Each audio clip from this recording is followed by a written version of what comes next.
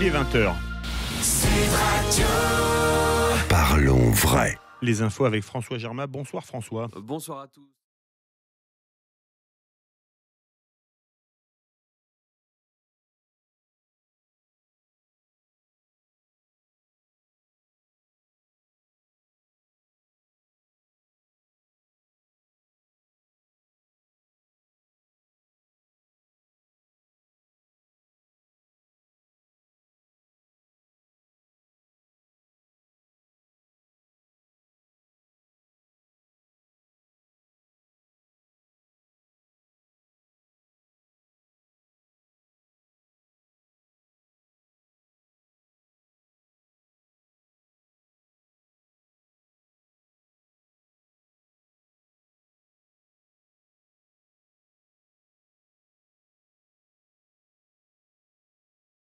C'est bon ?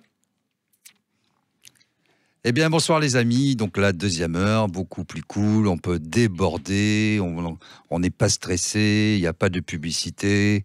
On est pratiquement dans un monde idéal tel que le rêve Étienne Chouard. Hein, et peut-être Régis Castelnau qui va nous le dire.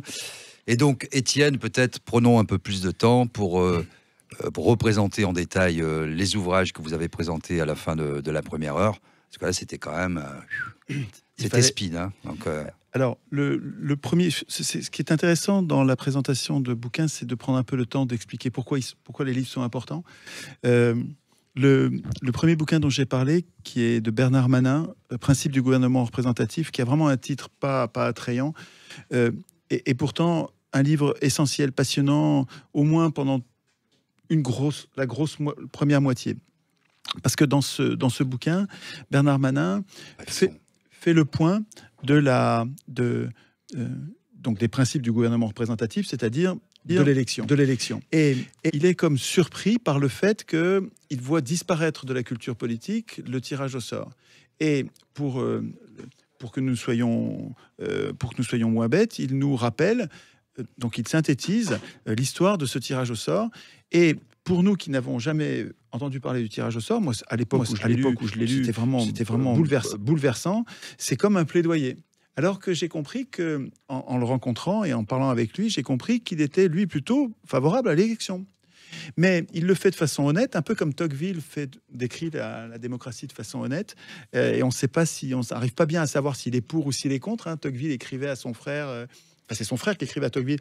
Attention, on a vu ce que tu pensais et on avait dit. Il ne faudrait pas qu'on le voie. Et donc Tocqueville réécrivait sous les conseils de son frère. Et c'est ça qui fait, je trouve, que Tocqueville est agréable à lire, c'est qu'en fait, il est assez honnête sur les points de vue différents qu'il présente. Et bien, Manin fait ça aussi. Il présente honnêtement les avantages du tirage au sort, les avantages de l'élection.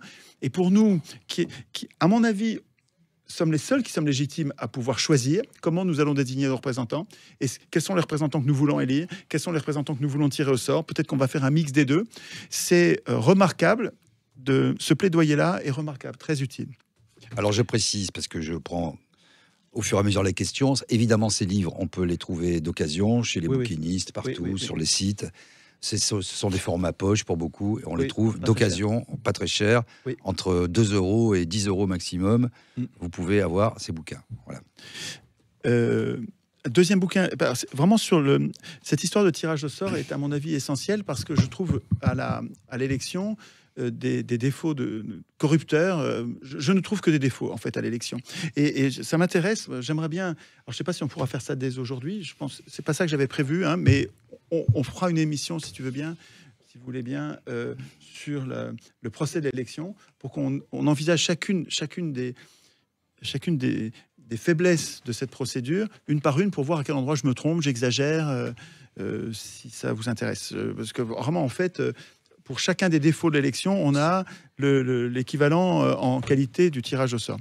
Et donc, pour comprendre ce qu'est le tirage au sort, il faut découvrir le bouquin de Saint-Omer, Petite histoire de l'expérimentation démocratique. Ce petit bouquin-là, sur le plan non pas théorique, mais très pratico-pratique, récapitule les expériences de tirage au sort. Les humains testent déjà, nous non, mais il y a plein d'humains sur Terre qui testent le tirage au sort. Et les résultats sont remarquables, enthousiasmants. Les simples citoyens tirés au sort sont tout à fait capables d'écrire une constitution. Par exemple, en Colombie-Britannique, ils l'ont fait, ils ont réécrit n'importe qui, hein, des gens qui regardaient la télé en faisant des blagues à la con, en mangeant du popcorn et buvant de la bière. Des gens... Avec modération, non, ça sur les réseaux, on peut dire qu'on boit. Non, ce que je veux dire, c'est que c'est des gens dont vous n'auriez jamais supposé qu'ils étaient capables d'écrire une constitution. Sans alcool. Or, ces Canadiens, Colombie-Britannique... Canada Dry. Ces simples citoyens se sont rendus capables, parce qu'on leur a confié cette mission, ils se sont rendus capables d'assumer cette mission, et ils ont réécrit le code électoral du Canada. Et c'est enthousiasmant, c'est plein d'expériences comme ça, c'est un bouquin remarquable. Le bouquin de Dupuy-Derry, Démocratie, histoire politique d'un mot, aux États-Unis et en France, nous permet de comprendre comment est-ce que nous en sommes arrivés à appeler démocratie son strict contraire, c'est-à-dire comment nous en sommes arrivés à appeler démocratie un régime dans lequel le démos n'a aucun kratos. Aujourd'hui, nous n'avons que le pouvoir de désigner des maîtres, aucun pouvoir de prendre des décisions nous-mêmes. Nous sommes condamnés à élire et interdits de vote. Ce bouquin est absolument, c'est une somme, j'aurais voulu écrire ce livre. Et encore sur la démocratie, le bouquin de Grébert, vous savez, Grébert, c'est celui qui a fait la démocratie, qui a fait 5000 ans d'histoire. C'est un anthropologue, c'est éblouissant, c'est une histoire de la monnaie, c'est une histoire de la dette, mais donc de la monnaie, et c'est en même temps une histoire des hommes depuis 5000 ans. Et c'est le même gars qui a fait La démocratie aux marges, dans lequel il décrit des tas d'expériences démocratiques complètement méconnues, qui ne sont pas la démocratie athénienne, qui sont la démocratie dans les sociétés pirates, décrite par Marcus Rediker, qui est un grand spécialiste international de l'histoire des pirates. Les pirates étaient des démocrates, c'est-à-dire que c'était des marins opprimés qui en avaient marre de l'oppression, qui se mutinaient et qui établissaient de nouvelles sociétés sur leurs bateaux ultra démocratiques avec le capitaine. Le capitaine ne peut donner des ordres qu'en temps de guerre, pendant l'abordage. Autrement, il ne doit pas donner des ordres. Donc, comme dans les sociétés amérindiennes, le chef Sioux ne peut pas donner d'ordre en temps de paix, il ne peut diriger qu'en temps de guerre. C'est les vrais chefs, ça, normalement. Voilà, les vrais chefs, en fait. Dans les démocraties dignes de ce nom, les chefs n'ont de pouvoir qu'en temps de guerre, et pas en temps de paix. Et le capitaine des pirates, en fait, était surveillé en temps de paix par le quartier-maître, dont le boulot, dont la fonction était de le jeter à la mer si ça visait de donner un ordre. Donc, ils s'occupaient de leur démocratie. Et donc, il y a plein d'exemples comme ça dans les sociétés villageoises médiévales, où nous votions nos lois à main levée. Donc, c'était des vraies démocraties. Alors, avec des problèmes, hein, mais une société beaucoup plus démocratique que le nôtre. Et puis encore sur le tirage au sort, le bouquin de Jacques Testard, ça c'est aussi très pratico-pratique. Ce type est un scientifique qui teste aujourd'hui dans des conventions de citoyens le tirage au sort sur des cas difficiles, par exemple l'euthanasie, oui ou non, des sujets vraiment sur lesquels il y a des arguments pour, des arguments contre. C'est très difficile d'opiner, c'est difficile d'avoir un avis. Et Jacques se défie du référendum parce qu'il trouve que on demande d'opiner à des gens qui ne connaissent rien de la question sur laquelle on leur demande de donner leur avis, alors que lui prépare ces tirés au sort, il les forme, il a un comité de pilotage, il décide d'un comité de pilotage dans lequel il met les meilleurs experts du oui et les meilleurs experts du non, et ces gens doivent, dans le comité de pilotage, composer un programme de formation des tirés au sort, et qui soit consensuel et qui soit complet, puisqu'il va y avoir l'avis favorable au oui, favorable au non, quelle que soit la question. Et les tirés au sort sont ainsi formés par l'équipe de Testard sur les indications du comité de pilotage.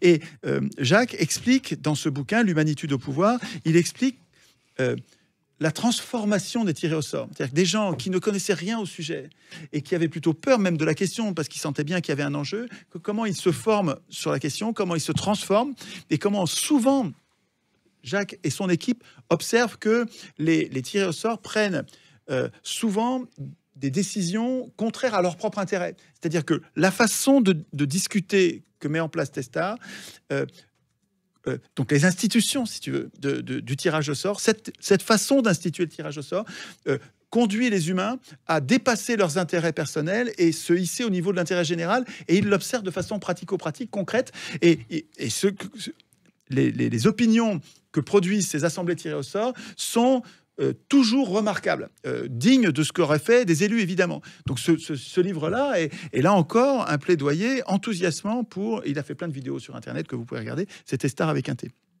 Voilà pour défendre une vraie démocratie. Alors déjà, je réponds à une salve de questions qui revient sur Internet en boucle. Voilà, donc c'est un peu l'exercice dans cette deuxième heure pour que ce soit plus interactif. Oui.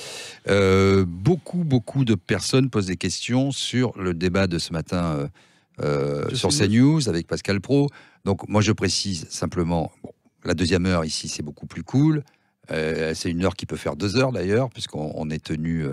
à part notre propre fatigue et l'épuisement comme Fidel Castro au registre de Castelnau, qui est en forme ce soir, ça va, il est nickel, il va rester des heures et des heures. Non, blague à part. C'est du chantage, là. C'est du chantage odieux. Non, l'idée effectivement, c'est pour ça, moi je l'en dis aussi un mot, j'avais décidé de ne plus aller sur les plateaux de télé, non pas que j'aime plus les gens ou quoi que ce soit. Moi, je trouve que l'exercice de démocratie aujourd'hui, dans ce qu'on est en train de faire, ça ne convient pas vraiment, et notamment pour les Gilets jaunes aussi, où on est un peu au milieu là, dans la fosse au lion, et pour prendre la parole déjà, faut lutter. Donc moi, je ne critique pas ça. Je dis simplement, moi, j'y vais plus, et je dis aujourd'hui, voilà, on est plus cool, on est entre nous, et on prend le temps, parce que c'est des pensées complexes, ce sont des problèmes complexes, la démocratie participative versus la démocratie représentative qu'on a depuis des décennies. Donc, prenons le temps de la réflexion, et puis il y a du replay, comme ça, c'est cool. Alors, une question intéressante, je trouve, que je vous pose, Étienne, et puis Régis répondra aussi. Pour faire accepter l'idée de tirage au sort, ne serait-il pas intéressant d'introduire le principe de convention citoyenne de Jacques Testard, dans un premier temps, pour avoir un avis consultatif sur des sujets de société? Parce que c'est la première question. Et la deuxième, connexe, c'est comment on institue le RIC, pardon. Je pensais à la RIX de ce matin, donc je fais un mot valise. Comment on institue le RIC et quel est le point de départ, en fait, et comment on se sort de cette démocratie représentative? Ça, c'est une question aussi récurrente aujourd'hui, mais qui est récurrente depuis des semaines. Étienne. Sur l'application dans la Constitution des conventions de citoyens, peut-être que... Alors, je ne sais pas si on fera ça aujourd'hui, peut-être que ce sera la semaine prochaine, la semaine d'après, mais on pourrait écrire un article qui confie aux représentants, aux élus, la mission de préparer les lois, mais de faire préparer les lois par des assemblées ad hoc citoyennes, tirées au sort, quand ils sentent que c'est un sujet qui n'est pas un sujet... si tu veux, dans l'ensemble de la législation, il y a des tas de lois que la plupart des gens ne veulent pas débattre, la plupart des gens ne veulent pas discuter des lois et participer au processus législatif. Par contre, il y a des sujets sur lesquels ils voudraient bien être interrogés, ils voudraient bien opiner, ils voudraient bien décider. Et le principe de la représentation, à mon avis, tel que je le vois dans les ateliers constituants, c'est que les gens voudraient être représentés pour tout ce qu'ils n'ont pas envie de faire. Pour tout. En fait, ils veulent confier un travail qui est ingrat et difficile à des gens qui vont être élus pour ça, mais ils voudraient bien garder la main sur les sujets qu'ils considèrent comme importants. Et on pourrait dire, dans une constitution, que nous écririons, nous, que les élus, leur boulot, c'est de s'occuper, eux, des tâches ingrates. Et quand ils sentent que le sujet est un sujet de société, qu'il va y avoir des résistances, qu'il va y avoir des oppositions, qu'il va y avoir un conflit de société, au lieu de trancher à notre place, soit ils organisent un référendum, soit, s'il y en a trop, ils peuvent organiser ces conventions de citoyens parce qu'elles ressemblent, en fait. Comme elles sont tirées au sort, c'est des gens qui nous ressemblent et qui vont se transformer comme nous serions transformés. Ce que dit Jacques Testard, qui est tout à fait remarquable, c'est qu'ils ont l'impression, lui et son équipe, ils ont l'impression d'avoir toujours la même assemblée.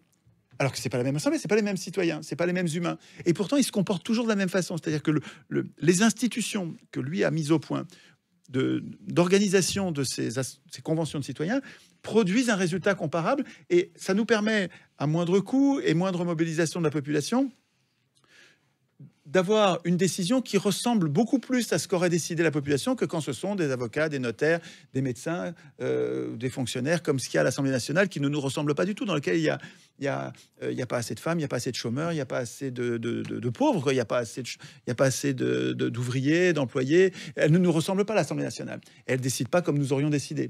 Et donc, on pourrait, dans nos institutions, à la fois garder des élus, mais qu'on ne laisserait pas décider complètement à notre place.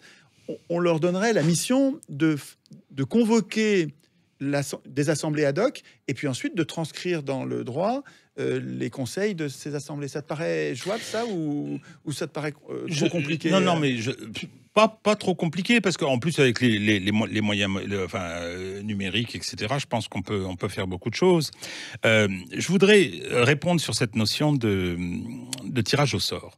Ce que tu proposes, c'est de dire, bon, voilà, il y aurait toute une partie, je veux dire mécanique, toute une partie technico-technique qui relèverait des gens qu'on a mis là par l'élection ou pas pour le faire, mais quand il y aurait des sujets importants, on ferait du grand débat autrement que ceux qui étaient organisés par Madame Joanneau à l'occasion de grands projets.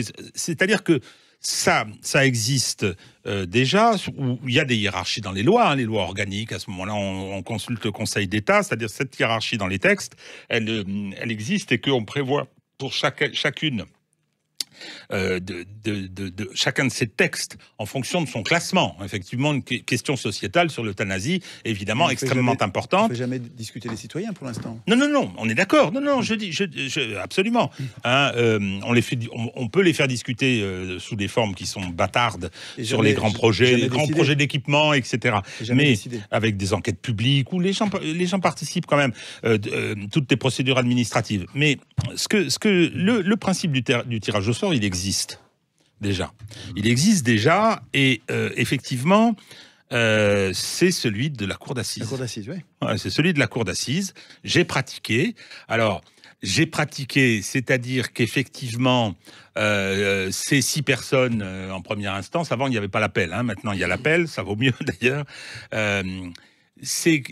Comment dire, les mécanismes montrent quand même, c'est pour ça que je suis contre la présence des magistrats dans le délibéré, mais montrent finalement comment les mécanismes d'autorité, les mécanismes de savoir, les mécanismes de symbolique, les magistrats en robe, etc., jouent sans qu'ils fassent pression.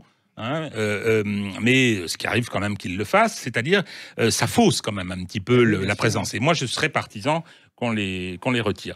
Il y a une chose, moi, très souvent avec Étienne, sur un certain nombre de techniques, moi, j'y suis assez favorable. L'implication des gens dans la vie de la cité, ça me convient très bien. Le contrôle, c'est la question du contrôle qui est pour moi extrêmement importante. Moi, je suis avocat. C'est quoi la justice? La justice, c'est la défiance vis-à-vis de l'homme juge. Ce que je dis souvent. La justice, quand j'entends quelqu'un qui dit « je fais confiance à la justice », c'est une hérésie absolue. Elle repose, parce qu'elle est rendue par des gens comme moi.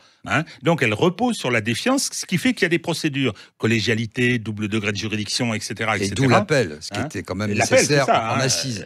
Oui, tout à fait. C'était même incroyable qu'on puisse pas faire appel. Non, parce qu'il y avait un principe. Le principe, c'était Vox Populi, Vox Dei. Donc c'était des gens tirés au sort. Alors qu'à une époque, c'était quand même sociologiquement assez. Il a fallu élargir. On avait quand même. C'était les notables de province qui siégeaient. Mais ça a changé. Mais il y a une chose qui est non pas gênante, mais qui est à l'origine de nos éventuels désaccords. C'est que quand on discute avec Étienne, qui s'emballe très vite, qui est passionné, et j'adore ça, je veux dire, sur l'importance qu'il y aurait d'instaurer telle méthode, de discuter sur le tirage au sort, pourquoi pas, c'est que pour moi, il y a quand même un préalable. Alors, je vais parler d'un livre que je conseille à tous, qui est sorti il n'y a pas longtemps, qui s'appelle Homo Domesticus. Et c'est là où j'ai appris qu'il existait une anthropologie anarchisante, non pas anarchie-liberté, c'est pas proudhonien, mais qui travaille l'anthropologie, et en particulier la révolution néolithique, du point de vue de l'émergence de l'État. Bon, c'est que, je veux dire, les États, alors, sédentarisation, agriculture, État, il y a une espèce de récit qui rend linéaire, ça s'est pas passé de façon aussi linéaire, mais l'émergence de l'État intervient dès lors qu'il y a confiscation du surplus. C'est-à-dire que, dès lors qu'on passe à une économie de production, qui est une erreur stratégique de l'homme considérables, hein, les maladies, l'asservissement, la domestication, parce qu'on dit que on a domestiqué le chien, c'est pas vrai, c'est le chien qui nous a domestiqués, les céréales nous ont domestiqués, c'est une démonstration qui est très troublante, mais l'État et les systèmes de domination, parce que ce dont on parle, Rome, la Grèce, etc., c'était quand même des systèmes de domination, ne serait-ce que parce qu'il y avait l'esclavage, déjà en bas de l'échelle, mais bien, c'est que s'organisent les sociétés à partir justement du mode de production pour l'organisation et la confiscation du surplus produit. Donc aujourd'hui, on est quand même dans un dispositif qui est devenu, ça s'est aggravé, oligarchique, incontestablement, depuis 30 ou 40 ans. Il est devenu oligarchique. On voit des fortunes absolument colossales qui se sont faites, quasiment plutocratiques, avec le capitalisme financier et ses excès, etc. Et donc, comme ça devient très contradictoire avec un fonctionnement démocratique, on nous annonce la démocratie sans le démos. Alors, toi, tu dis que déjà, c'est une inversion de terme, mais il y en a qui disent, oh non, même pas, on va faire fonctionner cette société, mais on n'a plus besoin du peuple. Bien. Le peu de pouvoir qu'il avait encore. Oui. C'est que pour moi, il y a un préalable quand même, qui est le renversement de ce dispositif. Je veux dire, parce que lorsqu'on voit... prenons l'exemple de l'Assemblée nationale. Comment ça s'est passé? C'est extraordinaire, techniquement et mécaniquement. On a eu l'inversion du calendrier. Absolument. Et ça... on l'a dévoyé la Ve République. Oui, déjà mais avec ça. C'était pas si facile que ça de le comprendre quand ça a été fait. En se disant, parce qu'il y avait une forme de rationalité... Rappelle pour ceux qui écoutent... Oui, c'est vrai. On est passé du septennat, déjà. Voilà, c'est-à-dire qu'on a dit 7 ans, c'est trop long. On est passé de 7 ans président et 5 ans Assemblée nationale, on est passé à 5 ans président, mais par un hasard du calendrier, l'élection présidentielle précède la législative. L'élection présidentielle et les élections législatives étaient la même année. Et donc, les législatives devaient se passer en mars, fin du mandat, et la présidentielle en mai.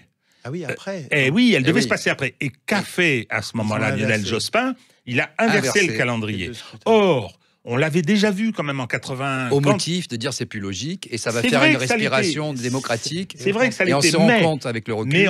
Mais attention, le peuple français, il a aussi des responsabilités là-dedans quand même, parce qu'en 81, quand François Mitterrand est élu président de la République, il a une chambre de droite, celle qui a été élue en 78.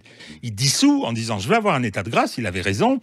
Il y a une partie de l'électorat de droite qui se démobilisent en disant bon ils ont le poste de président, il faut qu'ils aient une chambre pour faire leur boulot. Et ça deviendra un peu systématique. Alors qu'effectivement, il aurait pas fallu faire comme ça. Mais je comprends qu'on l'ait fait. Il y avait un côté assez... Ce qui est compliqué, c'est qu'on est dans un régime monarchique qui ne dit pas son nom, qui est matiné un petit peu de représentation nationale. Mais on voit bien que c'est quand même... Oui, mais le problème... On voit bien que c'est quand même le monarque qui décide. Et c'est ça qui va pas. S'il n'a pas de majorité, il dit « je ne peux pas faire ma politique ». Mais non, et ça, c'est ancré dans le peuple français. Oui, mais parce qu'on a transformé le président de la République qui surplombe, et Macron nous en a fait une belle démonstration avec son discours de Nouvel An où il a dit... Les 2 tiers des Français, j'en veux pas, c'est une foule haineuse et je vais les réprimer. Il n'a pas fait un discours de chef d'État de tous les Français. Donc il y a eu une première ministralisation du président de la République, et ce que disait Borloo à propos de Sarkozy. Ben voilà, nous avons quelqu'un qui a dû se faire élire président de la République pour devenir Premier ministre.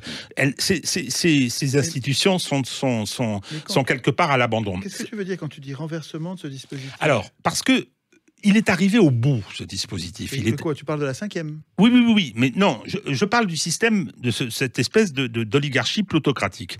Qu'est-ce qui s'est produit avec l'élection de Macron, l'élection surprise de Macron, etc.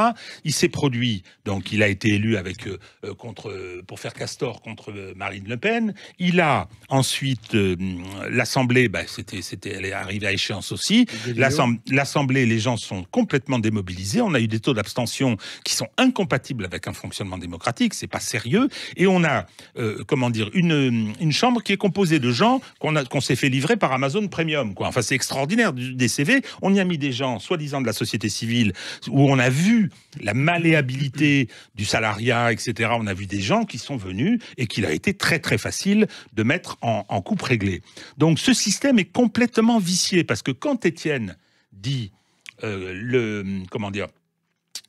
aujourd'hui, on n'a pas de moyen de s'y opposer, c'est parce que ce système a été complètement vicié. Moi, je me rappelle qu'il y a eu des grandes batailles où, quand même, je veux dire, il y a eu sur moi, je me rappelle plus. Donne-moi l'institution qui permet de résister là-dedans, dans la Constitution d'origine. Là, je parle politique. Je pense que Villepin, vous voyez, président de la République, il s'est fracassé sur le CJ, je sais plus quoi, le contrat jeune, machin, etc. Il sait comment est-ce qu'il s'appelle? Le SMIC jeune. Oui, parce que il y a eu des batailles politiques importantes, etc. qui ont permis par l'utilisation du droit de manifestation, du droit. Il n'y a aucun mécanisme juridique qui donne de la puissance à la manifestation. Regarde, aujourd'hui, tu tombes sur des gredins qui n'ont pas d'honneur, ils se foutent comme de l'an 40 de nos manifestations, ils nous tirent dessus même à tir tendu. Donc, oui, mais je veux dire, nous manquons de processus, oui, mais c'est tout le problème. C'est tout le problème. Rien pour résister. C'est tout le problème aujourd'hui, celui du coup d'État de 2017. Je suis désolé. C'est en 58 que nous avons été tenus à l'écart. Non. Je veux dire, les élections des présidents précédents ont été acceptées par les Français. Il y a eu non, mais ce que je veux dire, c'est que cette élection-là, c'est un coup d'État. D'accord. Bon sang de bonsoir. Je suis d'accord avec ça. Non, mais je suis d'accord avec ça. Donc, on lutte contre un coup d'État. Et après, quand on aura remis, je veux dire, à bas ce système. Je dis pas il faut faire ceci, il faut faire ceci, il faut faire cela. Je pense que ça passe par le départ d'Emmanuel Macron. La dissolution de l'Assemblée nationale, aucune chance. Ça passe par le départ d'Emmanuel Macron. Je te garantis, tu vas pas avoir une autre crapule à la place. Tu vois, c'est pas une question de personne, c'est une question d'institution. Nous n'avons pas ce sont les institutions qui ont amené Macron. Non mais qu'est-ce qui me garantit? Donc, il faut que Macron s'en aille, et le lendemain, on fait la constitution que tu proposes. Attends, c'est pas comme ça que ça peut se passer. Oui, non, c'est pas comme ça que ça peut se passer. On a un système qui est le reflet d'une organisation économique, hein, et il est clair que on arrive d'ailleurs en fin parce que ça se passe dans tous les pays d'Europe, ce retour des peuples. Donc, on peut pas imaginer de devenir constituant avant d'avoir mis ce système-là à bas. On peut pas. Enfin, je vois pas comment on peut mettre des pansements sur des jambes de bois. Oui, d'accord. Il faudra que Macron s'en aille, mais si tu veux, c'est pas l'objectif. C'est juste bien une sûr étape. Que si. Mais non, mais c'est juste une étape. Oui, mais après, l'émancipation. Non. Après l'émancipation, effectivement, se débarrasser de ce système qui est antidémocratique, qui est par certains côtés dictatorial. On parle de la cinquième. Qui porte atteinte aux libertés. La cinquième, dans son côté paroxystique, d'une cinquième totalement démolie par des réformes, etc. Je te suis pas là. Il faudra qu'on fasse une émission là-dessus. Mais le problème, c'est que moi, je vais être un peu brutal. Je veux dire, tant qu'on n'a pas réglé la question politique qui s'offre à nous, c'est-à-dire, c'est quoi la question politique aujourd'hui? C'est extraordinaire quand même. C'est qu'on a un président qui représente 16% des inscrits déjà au départ. On a un président qui a 70% de la population contre lui, qui aujourd'hui tout le monde fout le camp, les ministres s'en vont, qui n'embraye plus, hein, qui envoie l'armée sans prévenir le chef d'état-major général qui l'apprend par la presse, etc. On est dans une situation, mais ubuesque. Oui, mais tout ça, c'est des conséquences d'une impuissance politique qui est programmée depuis longtemps. C'est les conséquences d'une crise politique. Prenne le truc à la racine. Mais d'accord. Mais je dis pas le contraire. Donc, si aujourd'hui tout ce dévoiement depuis François Mitterrand en 83, tout ce dévoiement, cette pourriture qui a complètement gangréné ce système. Bien avant Mitterrand, quand Giscard nous condamne à la dette, c'est Giscard qui déclenche le début de la dette publique. 74, le premier budget en découvert.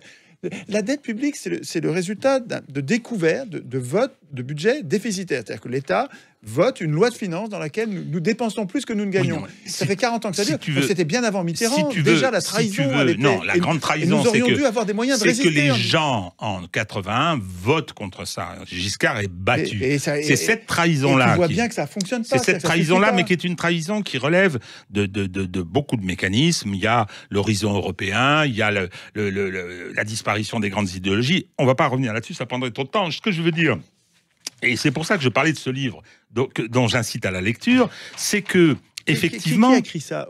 Scott, il s'appelle. Scott, je me rappelle pas de son... Ça s'appelle Homo domesticus. Ça me fait penser à Sapiens, hein. Ça oui, mais c'est beaucoup mieux que Sapiens. C'est oui.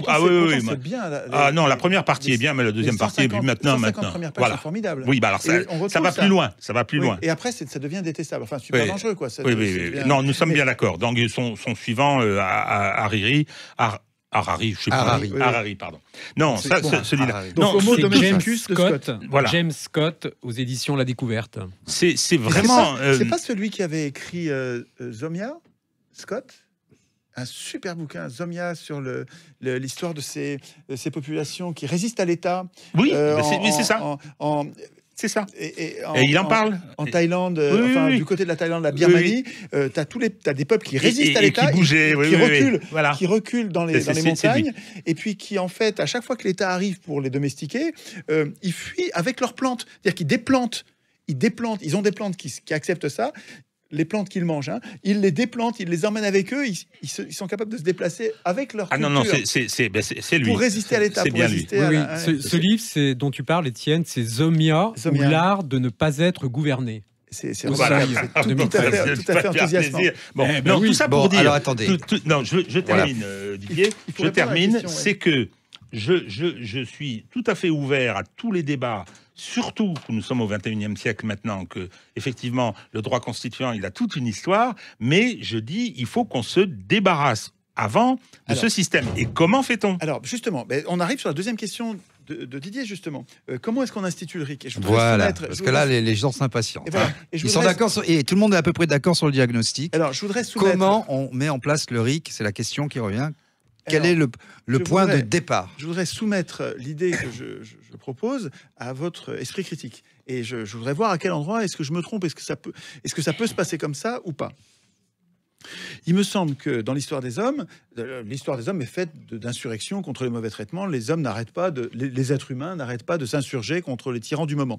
Donc ça va arriver, ça va péter. Je sais pas quand, je sais pas sur quel prétexte, mais c'est sûr qu'on va s'insurger comme tous les peuples du monde. On est déjà insurgés. Voilà. Enfin, c'est encore depuis le mois de novembre. Oui, mais c'est doux encore. En tout cas, il n'y a pas la majorité. Mais oui, il n'y a pas la majorité encore. Alors voilà. Non, mais la question centrale que tout le monde se pose. Non, mais déjà.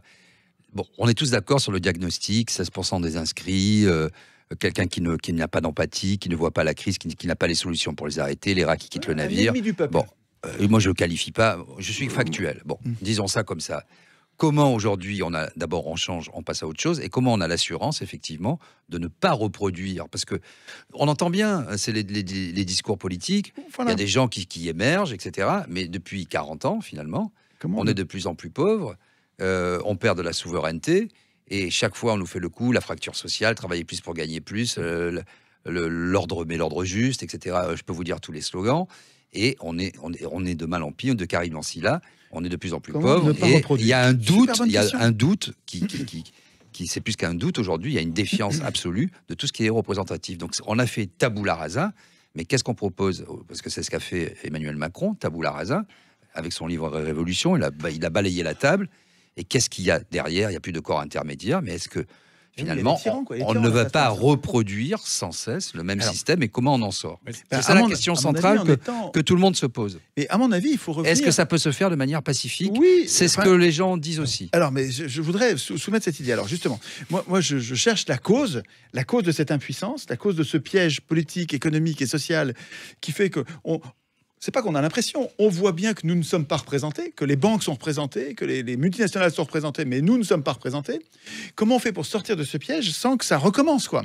Et l'idée de devenir constituant, c'est avant que l'insurrection ait lieu, pour que quand l'insurrection aura lieu, nous soyons prêts. Dès aujourd'hui, nous devrions nous entraîner à écrire d'autres règles de la représentation. Nous, les représenter.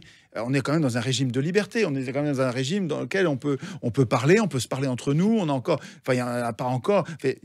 n'est pas en tyrannie, en dictature complète, donc on a les moyens de devenir constituant, c'est-à-dire de se préparer à la base. On n'a pas besoin des élus pour ça, on n'a même pas besoin des médias. Entre nous, avec nos réseaux sociaux qui nous interconnectent, nous devrions nous entraîner à écrire d'autres formes de la représentation, dont j'ai donné la liste là en début de première heure.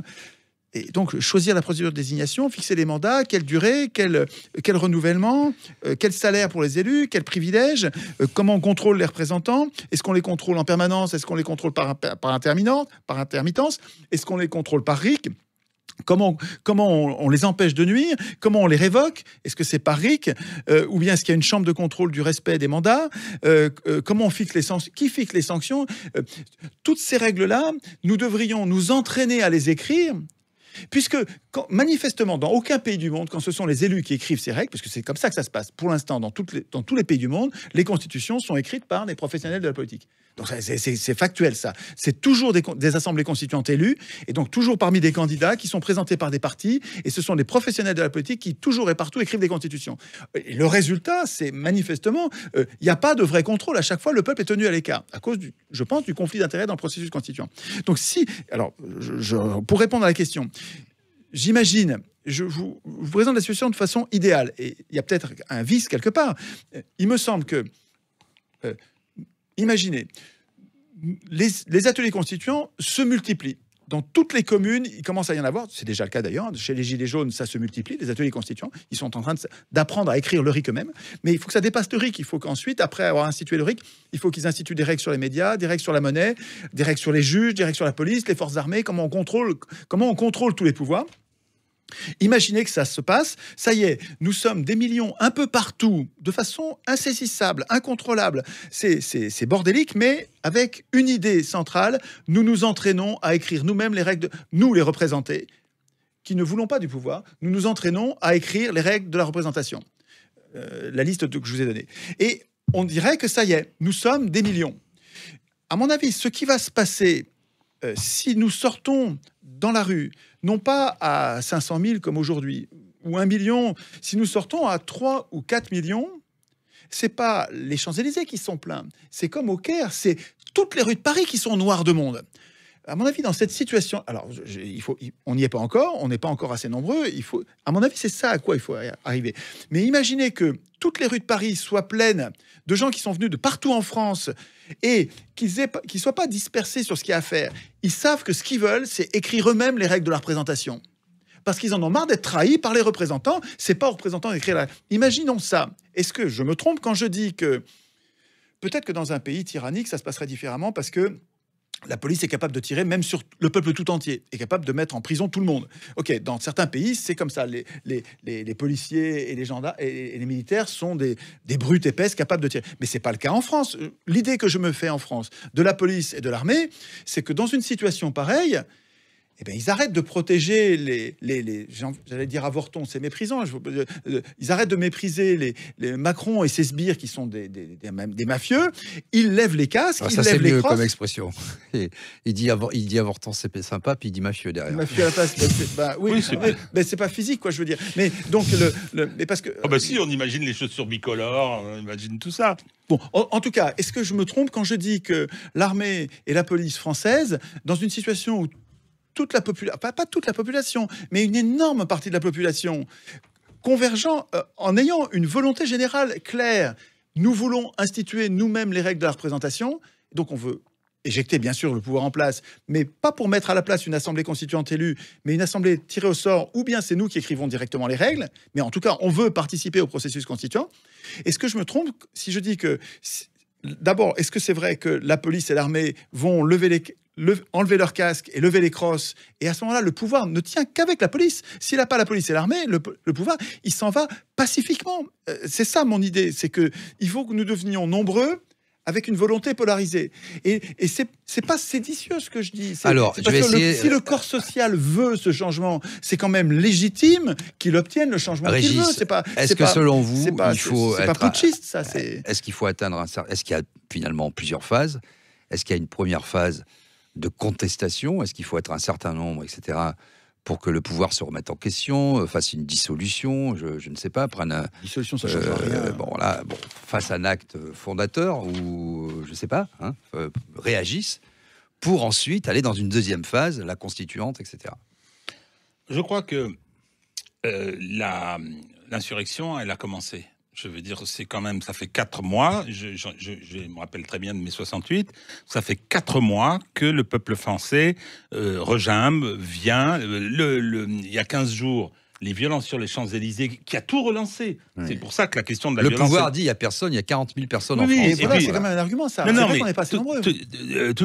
Non, mais ce que je veux dire, c'est que et puis les études sont là pour démontrer que ce pouvoir est minoritaire. Le problème qui se pose aujourd'hui, c'est que ce pouvoir a été élu et qu'il est légitime. Non, il est illégitime pour moi, mais il est légal. Il est légal.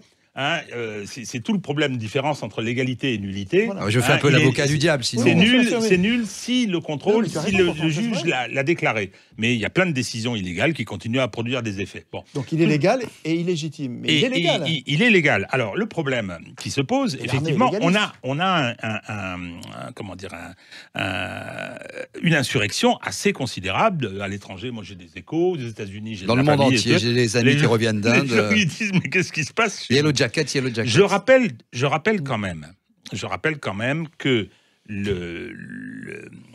la police, on lui a dit frapper, réprimer, c'est-à-dire que le président a dit il n'y aura pas de solution politique, il l'a pas dit dans ces termes, il n'y aura pas de solution politique, et on va rétablir l'ordre par la répression. Déjà, la police, elle a fait son boulot, jusqu'au vidage de Delpech, qui avait demandé qu'on arrête d'utiliser aussi brutalement les LBD, ce qui est aussi un signe. Il y a quelques signaux faibles qui montrent.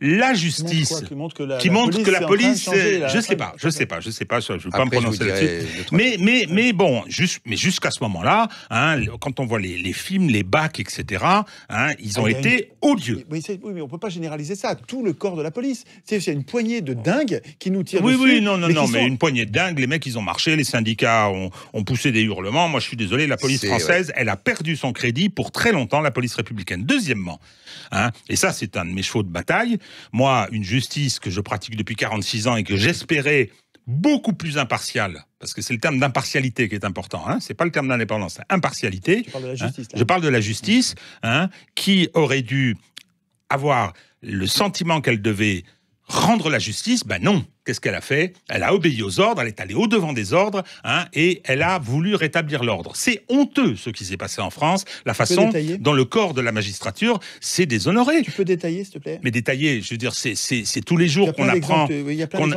qu'on apprend que tel a été mis en garde à vue. D'abord, si on résume, il y a eu tel gilet jaune a été mis en garde à vue préventivement. Non, mais il y a des interpellations. Mais ça, c'est une infraction pénale. Des interpellations préventives. De mettre en prison quelqu'un. Non, et on a utilisé massivement. Enfin, écoutez. Non, mais interpellation préventive. Il faut peut-être récapituler. Voilà, interpellation préventive. Peine délirante dans leur quantum. Voilà. Délirante par rapport aux infractions effectivement commises. Mise en examen avec impossibilité. Incrimination fantaisiste. Le type qui s'accroche à un... rébellion parce que quand les flics ont voulu le foutre par terre, il s'est accroché à un poteau. Outrage à ministre parce que Castaner assassin. Je n'ai jamais vu ça. T-shirt, machin, etc. Il y a un débat là-dessus. Les gens disent qu'il a été arrêté parce qu'il est dans le mauvais périmètre. Mais enfin, j'ai dit dans un tweet, s'il avait écrit « Vive Macron » sur le t-shirt... 6 mois de prison ferme pour partage de page Facebook. 6 mois de prison ferme pour partage de page Facebook. Pas tous en même temps, parce que ça va vous dire quand j'ai un ministre de la Justice et un Premier ministre qui viennent à l'Assemblée nationale en disant 6 000 arrêtés, c'est-à-dire qui fait la pratique des quotas, comme dans d'autres pays, où le NKVD demande des quotas. 6 000 arrestations, 400 personnes en détention, tout ça en 4 mois, c'est pas possible de le faire dans le respect des règles. Ça n'est pas vrai. Et je dis qu'une justice qui se laisse revendiquer comme un triomphe le fait d'avoir foutu 400 personnes au trou et d'avoir fait 6 000 procédures, les canuts c'était 8 000, les arrêtés. Régis, nous c'est 6 000. Une assise sur le sujet, pour une fois, dans l'acte 19, les chaînes d'info étaient là, parce qu'il y avait des policiers partout, elles ont compté les gilets jaunes, arrêtés. Et donc, on a eu tout au long de la journée le fait d'égrener comme ça un petit peu. 3 arrestations, 4 arrestations, 10 arrestations, etc. Qui faisait ça? Les Gilets jaunes? Toutes les chaînes d'infos. Non, les journalistes qui étaient là, soi-disant sur le terrain. Pour une fois, ils étaient là. Moi, d'habitude, pendant 18 actes, je les ai pas vus. Là, ils étaient là. Et ils ont compté les gilets jaunes. Alors, pour une fois, les gilets jaunes, ben oui, on peut les compter. Quand ils sont derrière les barreaux, ah oui, on quand peut ils les sont... compter. Non, mais vous avez... Et puis, dans le même temps, en parallèle, et ça, c'est très important, en parallèle, cette justice protège le pouvoir. Monsieur Heitz refuse de poursuivre Monsieur Bayrou, alors qu'il a poursuivi Marine Le Pen et, comment il s'appelle, Jean-Luc Mélenchon pour la même chose. Monsieur Ferrand est tranquille. On a localisé son affaire. Enfin, il y en a des exemples comme ça. Et donc, ce pouvoir est protégé par la justice. Ce que je veux dire... ça, est-ce qu'on n'a pas... Tout à l'heure, fais-moi penser, très courte incursion, il faudra qu'on écrive un article qui l'interdise. Il faut qu'on... On manque de l'article de la Constitution qui permette de mettre en cause la justice quand elle est pour pas rester juste. Pour rester sur l'exemple. Le peuple qui juge de ça. Le principe, oui, on est d'accord. Le principe de la justice, c'est qu'on ne peut pas être jugé pour la décision qu'on a prise, sauf si, effectivement, on a... parce que commis une infraction à cette occasion, comme monsieur le procureur qui dit gardez-les, ce qui est détention arbitraire, puni de 10 ans de prison dans le code pénal. Hein. Donc, et quand la justice et les magistrats violent la loi, eux qui sont chargés de la faire respecter, pour moi, c'est la pire des corruptions. Alors, ce que j'ajoute là-dessus, c'est qu'il y a des procédures de mise en cause de la responsabilité. Seulement, comment ça fonctionne? Le Conseil supérieur de la magistrature est complètement entre les mains des magistrats eux-mêmes, c'est du corps qui se protège. Et il y a un conflit d'intérêts. Les gens ne peuvent pas se juger eux-mêmes. Alors, très bien. Là, je suis entièrement d'accord. Moi, je suis pour un Conseil supérieur de la magistrature. Quand j'aurais été désigné garde des Sceaux, je ferai je demanderai qu'on crée un Conseil supérieur de la magistrature où il n'y ait pas un magistrat. Et voilà. Pas un magistrat. Ça, faut l'écrire dans la Constitution. Oui, mais ça, mais c'est d'accord. Non, je termine sur ce que je disais. Pourquoi je prenais ces exemples, c'est que je pense que cette présentation que tu fais, quand on sera effectivement une vague, un tsunami capable de déferler, on pourra régler le problème, on aura créé le rapport de force. Ça ne marche pas comme ça, à mon avis. Ça ne marche pas comme ça. Pourquoi ça ne marche pas comme ça? C'est comme ça que les révolutions fonctionnent. Les révolutions ne fonctionnent que quand la police et l'armée se met du côté du peuple. Il n'y a pas d'exemple. Il n'y a pas d'exemple de peuple qui se met en les travers Trois Glorieuses, 48, etc. C'est pas. Il y a toujours l'armée qui se met avec nous. La commune, c'est quand l'armée s'en va. Oui, mais elle revient. Et comment? Oui, non, mais d'accord. Non, je pense que la question du rapport de force, et puis aussi, c'est que, je veux dire, les gens qui ont ces instances de contrôle, qui représentent des milliers de personnes, qui sont ces couches qui soutiennent tous ces bourgeois qui voulaient voter Fillon et qui ont rallié Macron, et puis qui étaient repartis, qui sont revenus par peur, parce qu'on les a excités, par peur le bourgeois apeuré, c'est une figure qui existe. Les contradictions au sein... François Bégodeau en parle très bien. Pardon ? François Bégodeau en parle très bien là, dans son dernier bouquin. Donc le rapport de force, à mon avis, construire tel que tu le décris, j'y crois pas trop. Arriver à ça. Comment on fait autrement ? Attends. À ce stade, je vous propose de faire un point sémantique. Emmanuel Macron a écrit parce qu'on parle quand même un mot qui revient assez souvent, c'est le mot révolution. Emmanuel Macron a écrit un livre juste avant son élection qui s'appelait Révolution. Il a fait sa révolution, il a tourné sur lui-même, il a fait En Marche. Bon, c'est une forme de révolution. Elle était plutôt verbale et conceptuelle. Étienne, vous parlez de révolution. Oui. Vous allez nous expliquer, selon vous, comment est la révolution.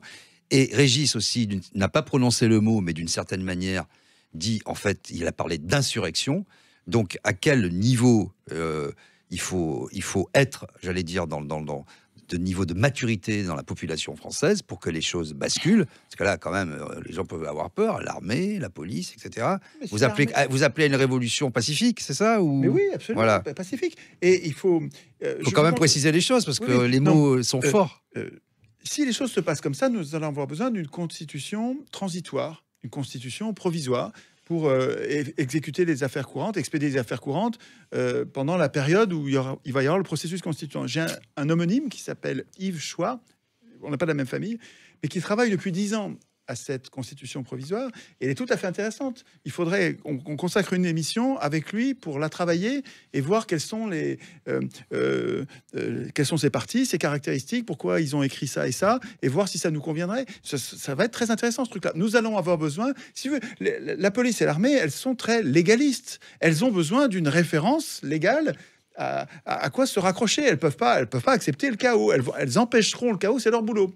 Mais si nous préparons la transition avec une constitution provisoire comme celle qu'a préparée Yves, on va améliorer les chances.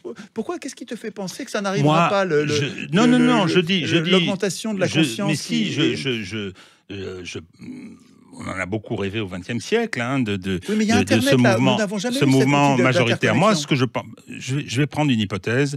En décembre, je pensais qu'il y aurait peut-être une dissolution de l'Assemblée nationale pour trouver, du point de vue du pouvoir, de trouver une solution à la crise. Les grands intérêts voient que le choix qui a été fait n'est pas celui-là. Donc, je pense aujourd'hui que la seule solution politique à cette crise est le départ d'Emmanuel Macron. C'est qu'il y a quand même dans ce pays des grands intérêts qui souhaitent que le règlement politique de cette crise. Qu'est-ce qui peut se passer? Je ne sais pas si ça va se produire de cette façon-là. Moi, ce que je vois, j'essaye, il y a les petits signaux faibles, etc.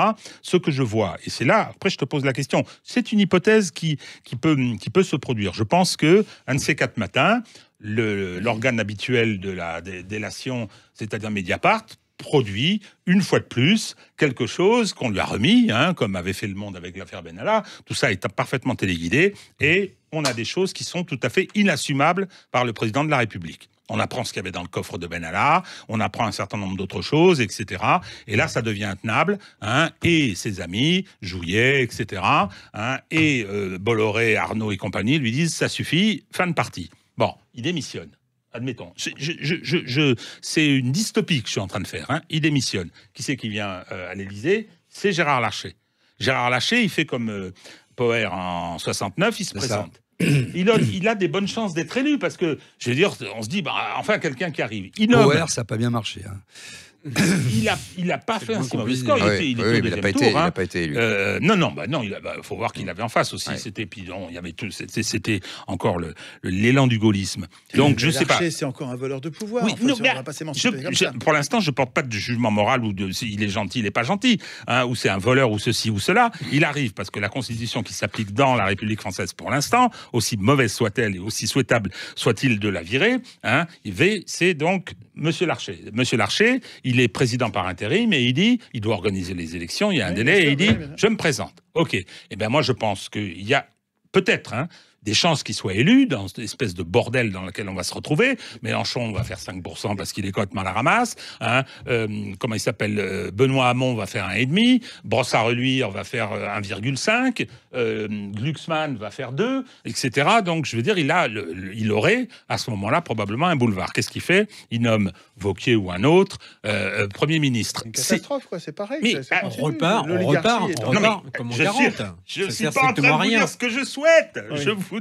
Je vous dis ce qui... Non, oui, si tu veux, je dis ce qui peut se produire. Si les grands intérêts disent fin de partie, erreur de casting, on n'en veut plus. On change de cheval. On va essayer de sauver les meubles.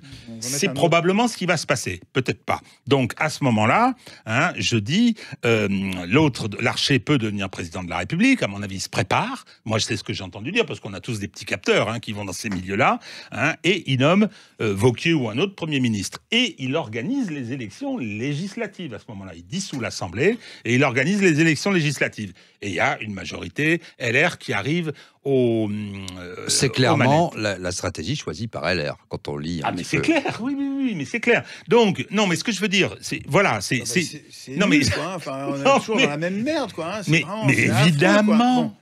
Évidemment, donc là, je te pose la question, Étienne, ce que je décris n'est pas stupide, c'est une hypothèse qui est plausible. Moi, bien évidemment, je préférerais, à l'âge que j'ai, ça fait 55 ans que j'attends la Révolution, les Gilets jaunes m'ont fait un joli cadeau au moment de Noël cette année, j'ai une belle chose et j'ai pu ressortir les drapeaux, pour moi c'est le dernier qui chante qui a raison, et donc je suis très content, mais... Je te signale qu'ils sont en train de devenir constituants. C'est-à-dire que chassés de leur mais ce que je veux dire, ils sont en train de faire ce que je te décrivais tout à l'heure. Ce que je veux dire, moi, je la souhaiterais. je la souhaiterais. Je souhaiterais qu'on passe une phase importante et qu'on aborde. Et je suis tellement fier pour la France qu'on envoie un message.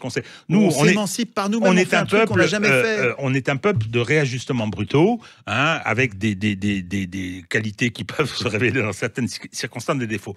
J'en rêverais, mais je suis réaliste. Et donc, je dis cette sortie de crise qui prend des proportions extraordinaires. Mais qu'est-ce qui est irréaliste dans le scénario que je t'ai décrit ? Qu'est-ce qui est irréaliste dans le scénario que je t'ai décrit ? C'est que nous nous préparions souterrainement, et quand on est suffisamment nombreux, ça y est, enfin, non, mais c'est l'effet déclencheur. Je pense qu'il y a 2 points d'achoppement. Alors, il y a l'effet déclencheur. Et si je relais un peu ce qui se dit là sur les questions, bon, j'ai fait un peu un oxymore tout à l'heure, je parlais de révolution pacifique. Et alors, je mets ça en perspective, et je ne veux pas qu'on m'accuse d'appeler à la révolution, hein, mais simplement, ça fait un certain temps que je marche avec les Gilets jaunes, et je vois qu'il y a une porosité aujourd'hui, et il y a de plus en plus de gens qui marchent, qui disent, bah oui, mais s'il n'y a pas un peu de violence, on n'est pas entendu, et les révolutions, ça se passe toujours comme ça, et si on est trop gentil, ça va recommencer, on va nous lâcher 1 milliard par-ci, etc., on n'en verra jamais la couleur. Comment on répond à cette insurrection qui monte, à cette colère, même s'il n'y a pas des millions de gens dans les rues, ça c'est clair, mais on voit que le soutien populaire, nous faisons beaucoup de sondages régulièrement, etc., il est toujours là. Il y a quand même effectivement les 83%, 84% de Français inscrits qui n'ont pas voté pour M. Macron au premier tour, ils ne se sont pas volatilisés, ils sont toujours là. Comment on fait aujourd'hui pour passer à autre chose sans qu'il y ait trop de casse, quoi. C'est ça la question, parce que les Français qui suivent là et qui regardent, ils disent bon, mais tout ça c'est bien beau, mais si on le chasse, si ça marche pas, si dans le coffre de Benalla on découvre quelque chose, il va y avoir son successeur qui va être son clone, et on va repartir. Voilà. Non, ce sera un autre rapport de force, et ce sera moins facile. Et après, Étienne. Non, mais moi, juste ce que je veux dire, Étienne est catastrophé parce que je parle d'hypothèses qui ne sont pas celles que je souhaite, évidemment. Hein. Moi, la question de la révolution, c'est-à-dire passer à quelque chose d'autre, vraiment, hein, et puis d'envoyer un message au monde, j'aime bien, moi. Alors, regardez, nous, on n'a pas fait comme les Italiens, on n'a pas fait comme les Hongrois. Voilà comment les Français, on veut faire. Et l'idée, elle est magnifique, cette idée du fait que ce soit à la base. Parce que il n'y a que 50 000 personnes dans les rues. Moi, je suis désolé, je n'ai jamais vu, hein, parce que j'ai assisté à des mouvements, etc., en plus des activités internationales, je veux dire, il y a aujourd'hui un peuple majoritairement, et j'allais dire un peuple entier, qui dit on ne veut plus de ce type. C'est quand même ça l'histoire. C'est quand même extraordinaire. Alors, attention, oui, on n'en est pas à la prise de conscience. On en est aux conséquences, là. On en est sur l'écume. Non. Macron, c'est une conséquence d'institutions qui nous condamnent à Macron. Oui, mais si on n'a pas Macron, on aura Macron B, quoi. Oui, mais donc, mais je dis pas qu'il faut pas faire monter tout ça. Mais je pense que je suis de l'avis de Didier, hein, et puis après je te repasse la parole. Je pense qu'on n'échappera pas à un moment révolutionnaire, maintenant ou pas. Hein. Je veux dire, là, on a une accélération de l'histoire quand même. Moi, c'est pour ça que j'aime bien relire de temps en temps tout ce qui relève de la Révolution française, c'est-à-dire que quand Louis XVI avance d'1 an les États généraux, que les États généraux se réunissent, se transforment.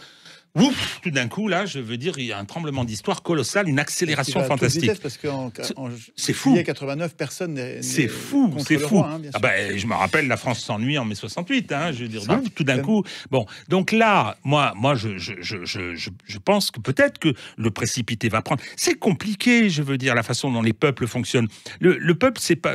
Moi, je suis pas réductionniste. Hein. Un peuple, c'est pas la somme des citoyens. C'est une entité particulière, distincte des gens qui la composent. Comme un cerveau est distinct des voilà, cellules, des neurones. C'est tous les gens qui la composent, plus un petit supplément d'âme, qui réagit, qui fait réagir le corps social. Qui a son histoire, qui a ses valeurs, qui est enraciné, qui a ses contradictions et ses conflits.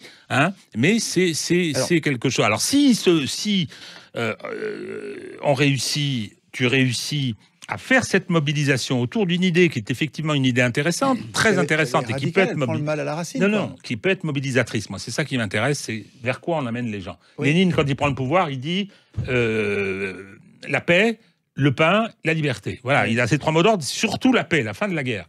Hein, et il arrive, alors qu'il est ultra minoritaire, hein, alors après il se maintient au pouvoir par d'autres choses, mais il arrive quand même à le prendre, ce pouvoir, sur cette base-là, avec un certain soutien. Donc, je pense que le processus que tu décris, moi j'en rêverais.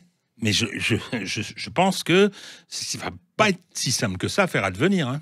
Alors, le problème, c'est que sur une question, et ça va arriver souvent, ça, hein, sur une question des gens qui regardent, là, on s'est quand même pas mal éloigné de l'objectif qui était parlé des règles de la représentation.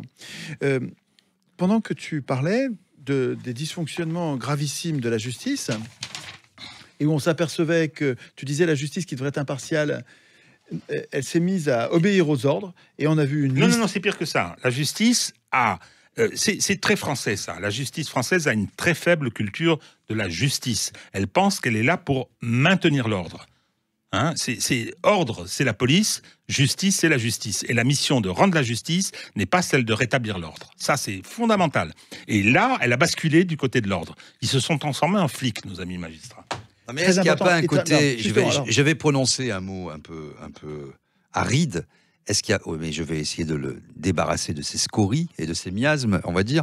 Est-ce qu'il n'y a pas un côté identitaire, au sens une perte d'identité du peuple français? Il y a quelqu'un qui pose cette question, qui dit c'est pas Macron le fond de l'histoire, les Gilets jaunes, c'est pas un mouvement social, c'est une réaction, les mots sont forts, immunitaire.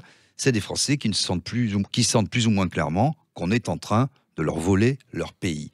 Est-ce que c'est pas aujourd'hui, être gilet jaune, et ce sentiment qu'ont les gilets jaunes, d'avoir un système qui réagit contre les citoyens? Et c'est ça aussi le point d'achoppement. Mais c'est très exactement ça. C'est-à-dire qu'on a c'est les grandes métropoles, les Anywhere et puis les Somewhere. Hein, c'est effectivement ce sentiment qu'on est en train de faire disparaître leur pays.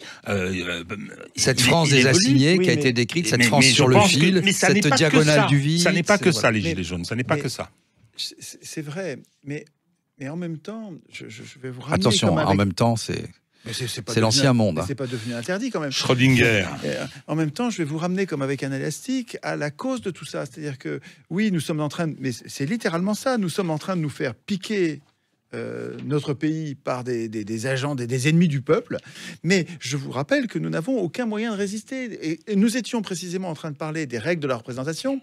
Et c'est comme s'il y avait un tropisme qui nous conduit à oublier d'être radicaux, de prendre le mal à la racine. Et tu vois, quand tu me parles de réaction identitaire chez les Gilets jaunes, on se fait piquer notre pays, c'est vrai, mais tu vois, on s'éloigne. Oui, mais ce tropisme, je m'en fais le porte-parole, parce que comme la nature a horreur du vide, et que quand on a connu que ça, on va dans un inconnu, et je pense qu'il faut être concret pour savoir par où démarrer. C'est parce que c'est bien beau de vouloir changer de système, c'est bien beau de vouloir écrire une nouvelle constitution. Les Français qui demandent ont besoin. Par quoi on démarre, comment ça marche, et comment on institue notre puissance publique nous-mêmes.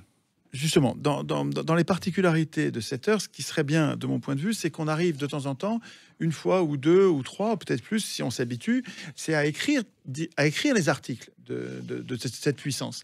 Et j'avais prévu plein d'articles, mais on les verra la semaine prochaine, sur les règles de la représentation. Mais je voudrais, à l'occasion de ce que tu as dit, Régis, sur la justice, je voudrais te lire, et je t'ai mis le bouquin pour que tu puisses le regarder,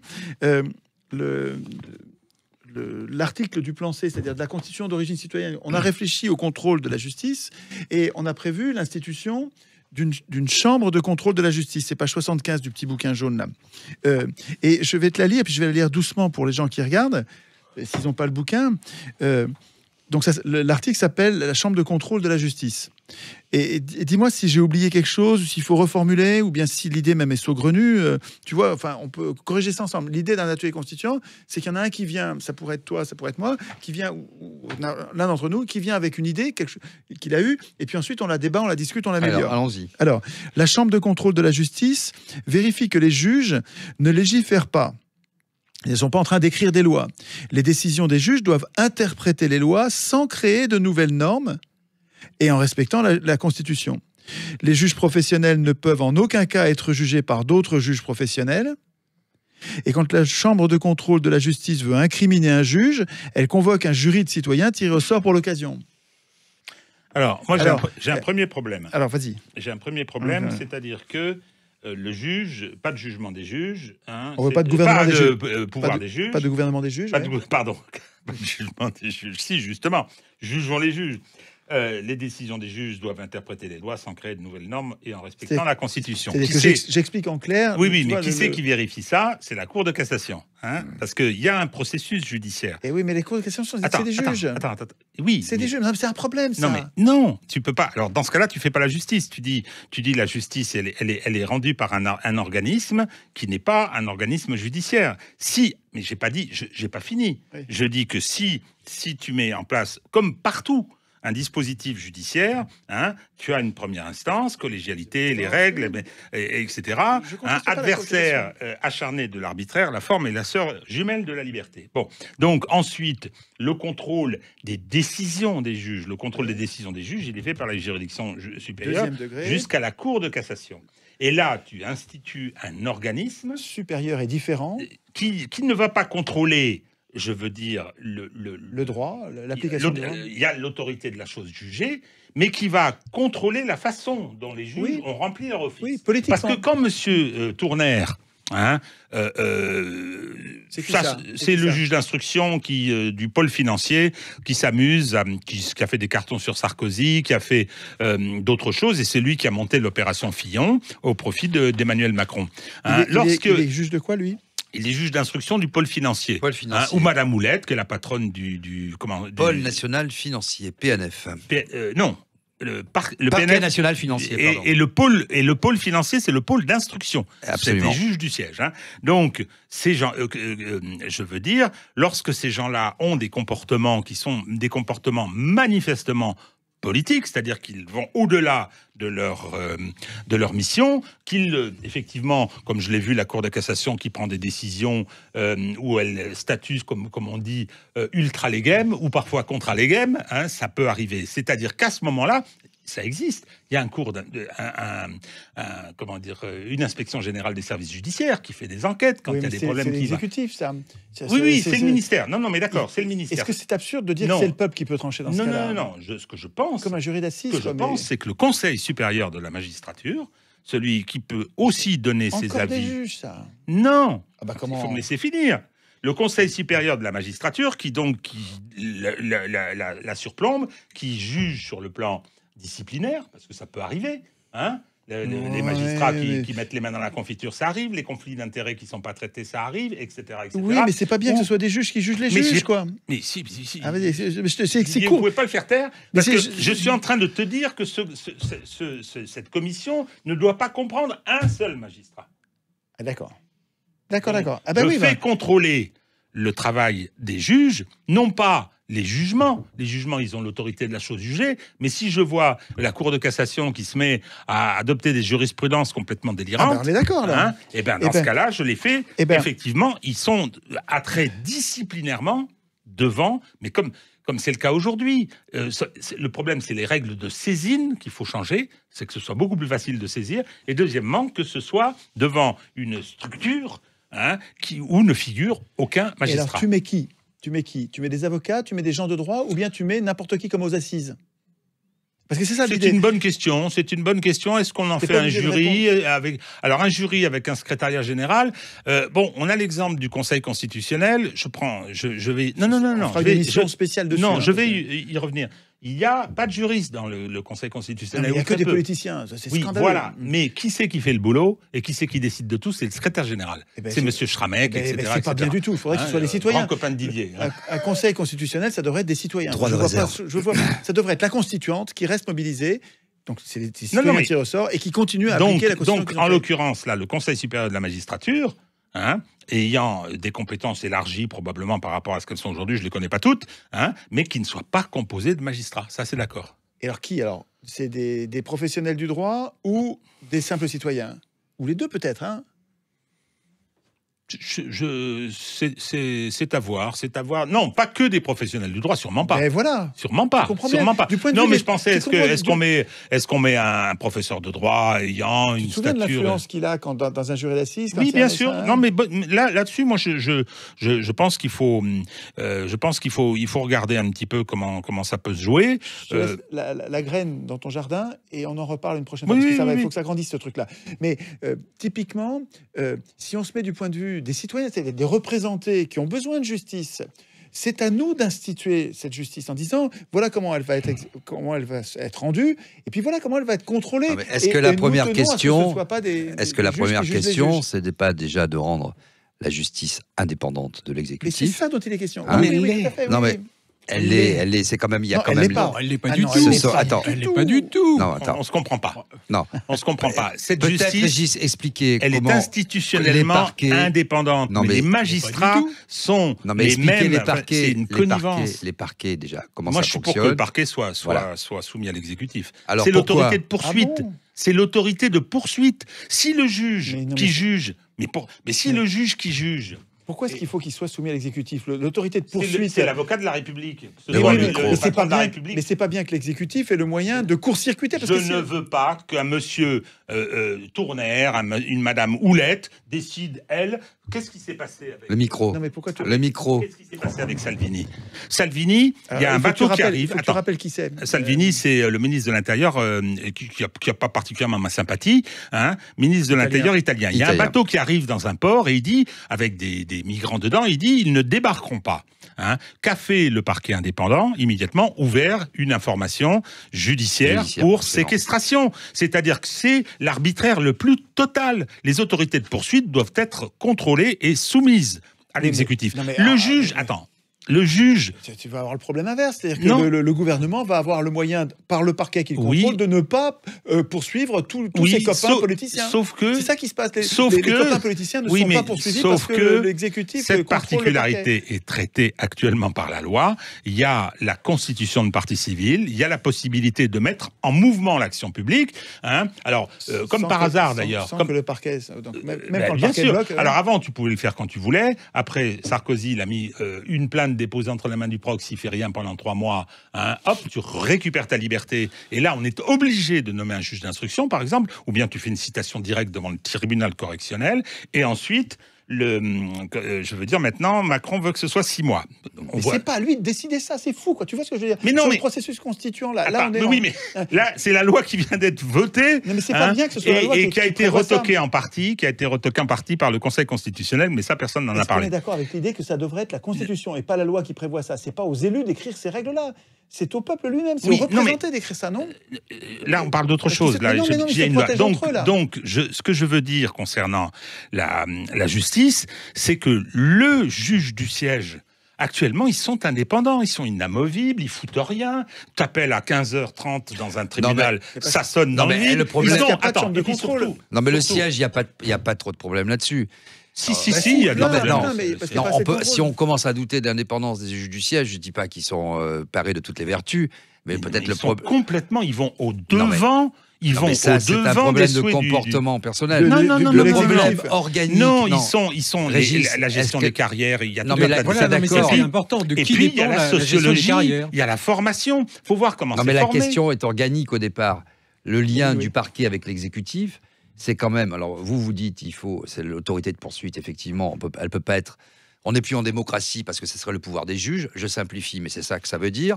Et Étienne dit, mais c'est pas aux juges, c'est pas aux hommes politiques d'écrire ça, c'est pas aux juges de décider. C'est autre chose. Alors, non, mais déjà réglons cette question. C'est d'accord. Du lien organique entre le pouvoir politique et la justice, ça veut rien dire, mais en tout cas entre les parquets. Est-ce qu'il ne faut pas plus d'autonomie pour les parquets? Mais ils ont l'autonomie. Ils ont. Mais je vais prendre un petit exemple rigolo. Dans l'exemple de François Fillon, l'autonomie, on peut en douter quand même. Mais bien sûr que non. Ils ont été parfaitement. C'est une courroie. Mais voilà ce qui s'est passé récemment. Alors c'est une courroie autonome. C'est quoi ce concept? Non. Le parquet, il n'est pas autonome. Le parquet, il obéit aux ordres et les ordres, on les donne. Est-ce que justement, on n'a pas c'est interdit de donner des instructions individuelles. On a fait ça pour faire joli. Et des instructions écrites, oui. Moyennant quoi? Individuelles. Michel, qu'est-ce qui s'est passé quand il y a eu le truc en Charente où ils ont coupé la tête à Macron en images comme ça et tout. Donc, on a convoqué les gars, les flics ont dit on nous emmerde avec ça, le procureur local a dit mais c'est rien, ça tient pas debout au plan juridique, etc. 10 coups de fil de la chancellerie, 10 coups de fil de Matignon. Alors, super intéressant ça. C'est ça l'indépendance. Ça vient devant le... Donc, ils sont présentés après une garde à vue alors qu'ils étaient convoqués comme témoins libres, ouais. Comme témoins libres. Alors qu'en fait, ils étaient accusés. Et donc, ils se sont retrouvés en garde à vue au bout de 48 heures, etc. Et puis là, maintenant, alors je ne veux pas violer le secret de l'instruction, mais le juge d'instruction, il n'y est pas d'accord. Il dit, attendez, c'est les incriminations que le parquet veut, etc., que le parquet a voulu sur des ordres. C'est-à-dire que Mme Belloubet, qui a interdiction des instructions individuelles, elle ne s'est pas gênée. À ce moment-là, violant à nouveau la loi. Quelle est l'institution qui permettrait de punir cette dame? Ça manque, quoi. La Cour de justice de la République. Oui, tu comprends, c'est beaucoup trop lourd, ça n'arrive jamais, ça. Quelle institution devons-nous écrire? Mais écrivons-la en dessous, là. Alors, dicte-moi le truc. Non, mais je fais greffier, je note. Alors, est-ce que vous êtes d'accord autour de cette table pour que demain matin, Madame Taubira soit mise en prison? Mais pourquoi? Pour une raison simple, c'est qu'il y a une imbécile du Front National qui l'avait comparé à un singe ou une guenon ou je sais pas quoi. Elle a organisé elle-même, par une association qu'elle dirigeait, logée chez elle en Guyane, un procès contre la personne qui n'a pas pu se déplacer. Elle l'a fait condamner par un jugement qui était un tract. Non, par défaut, elle n'a pas pu se présenter. Un jugement dans lequel on condamnait également Jean-Marie Le Pen qui était pour rien, responsabilité collective, un jugement mais parfaitement honteux. Elle n'a jamais eu le moindre ennui, cette dame. Moi, je peux vous dire une petite anecdote sur le sujet qui va dire quelque chose de puissant là-dessus. Ce que je veux dire, c'est que Régis, quand même, est-ce qu'il est normal, quand elle était garde des Sceaux, elle avait un conseiller, qui était conseiller spécial, qui était son principal conseiller, on va dire, qui était avocat au Conseil d'État et qui était au cabinet du garde des Sceaux. C'est-à-dire, de temps en temps, il plaidait pour le gouvernement, de temps en temps contre le gouvernement, et il était au cabinet du ministre de la Justice. Est-ce que ça, c'est normal? Est-ce qu'on n'est pas dans tous les conflits d'intérêts? Est-ce qu'on ne peut pas écrire la règle? Non, mais il faut je pense que pour nos amis... Elle est la marraine d'Anticor, etc.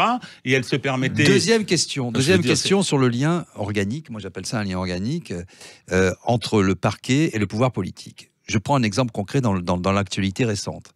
Quand vous avez la brave dame d'Attaque, je ne vais pas refaire la polémique, elle avait le droit d'être là, elle n'avait pas le droit d'être là...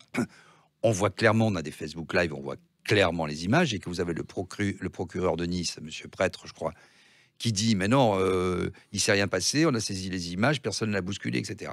Est-ce que c'est, alors ça c'est vraiment une négation absolue du réel, les images sont là, est-ce que là, on voit bien quand même qu'il y a un lien politique, ou alors peut-être que monsieur ne voit pas bien, peut-être qu'il n'a pas la couleur. Et celui de Toulon. Et celui de Toulon. Bon, et celui de Bordeaux. Est-ce que ce lien, justement, ce lien entre l'exécutif, entre le pouvoir politique et les parquets ne pose pas... Les victimes ont les moyens, Madame Leguet, ou Leguet, je ne sais pas comment on prononce, a les moyens de saisir directement le juge du siège. Mais ce que je voudrais, moi, c'est que institutionnellement, les juges du siège sont indépendants, mais il y a deux problèmes qui se posent. Premièrement, les moyens de la justice, il y a un livre remarquable qui s'appelait « Justice, une faillite française », les moyens sont scandaleusement bas. C'est une honte, la façon dont il faudrait traite la justice. 5 fois plus de magistrats. Le livre, il s'appelle « Justice, une faillite française ». Je ne me rappelle plus exactement le nom de l'auteur. C'est une copine. Mais deuxièmement, il y a un deuxième fait, c'est qui sont ces magistrats ? C'est-à-dire que pourquoi est-ce qu'ils ont accepté, je parle bien des magistrats du siège, pourquoi est-ce qu'ils ont accepté, comme cette présidente du tribunal correctionnel à Paris, qui condamne un gars à 28 mois de prison, un gilet jaune, et qui dit « mais j'ai même pas eu d'avocat, qu'est-ce que ça aurait changé ?» Alors le Conseil de l'ordre des avocats n'a pas bougé, naturellement, parce qu'il y a une espèce de cohérence, un corporatisme. Ils étaient en vacances, mais ils font des voyages. Comment se passe, comment on recrute les magistrats dans ce pays?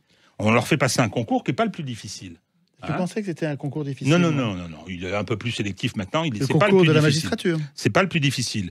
Et puis il suffit de faire ses études de droit pour voir qui est-ce qui le passe. C'est pas les éléments les plus dynamiques, les plus brillants. Il y a des très bons magistrats, j'en ai connu, et des remarquables. Mais ils sont dans une école, ensuite ils restent 3 ans dans une école, ils se marient entre eux, c'est endogamique, il y a 80% de femmes et 20% d'hommes, et au bout de 3 ans... Ça c'est vrai dans tous les milieux. Oui, mais c'est un problème quand même. Hein, oui, mais non, mais ce que je veux dire, moi, je suis pour la parité. Là, elle est totalement battue en brèche. Et qu'est-ce qui se passe? Au bout de 3 ans, ils sortent avec un permis de juger.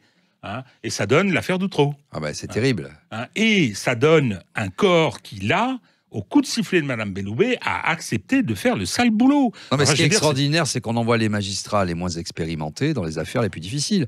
Un peu comme on envoie dans les ZEP les enseignants débutants, alors qu'il faut... C'est quand même incroyable. Oui, ça. mais enfin, il faut quand même rappeler comment est-ce qu'il s'appelait Burgot. Burgot, là, ça, on peut en parler. Qui a tout saccagé, etc. Et tout, bon, c'est formidable. Et qui a eu ça une belle promotion, juste après. Alors, bon, oui, mais qu'est-ce qui s'est passé 3-4 ans après, quand il s'est retrouvé devant le Conseil supérieur de la magistrature? Eh bien, la promotion de l'École nationale de la magistrature qui sortait a voté son nom. Il faut un nom pour une promo. Eh ben, on veut s'appeler juge Burgot. C'est honorifique.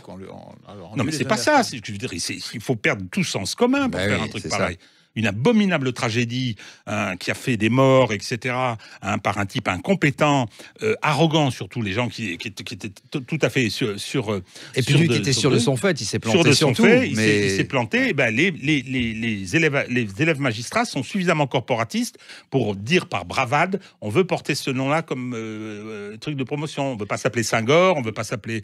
Non, on veut s'appeler Burgot. Est-ce que tu veux bien, pour me faire plaisir, réfléchir à un article qui rendrait ça impossible, qui rendrait ces dysfonctionnements impossibles?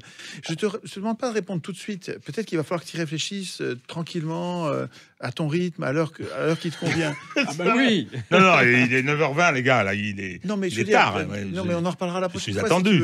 Régis, faites toute la réforme de la justice. Prenez-moi la comédie humaine et faites-moi une brève. Vous avez 2 minutes. Imagine que c'est toi qui as le pouvoir. Comment tu organises la justice au plus haut niveau du droit pour que ces dysfonctionnements ne soient plus possibles, pour que la population ait une garantie contre ces troubles. C'est que la justice ne repose pas sur la vertu des acteurs. On n'a pas besoin de la vertu. Avec de bonnes institutions, la justice, par définition, fonctionne sur la défiance. Voilà. On ne mise pas, mais c'est le cas aujourd'hui. Non. Non, puisque tu vois bien que ça marche pas. C'est le cas aujourd'hui. Je parle des formes.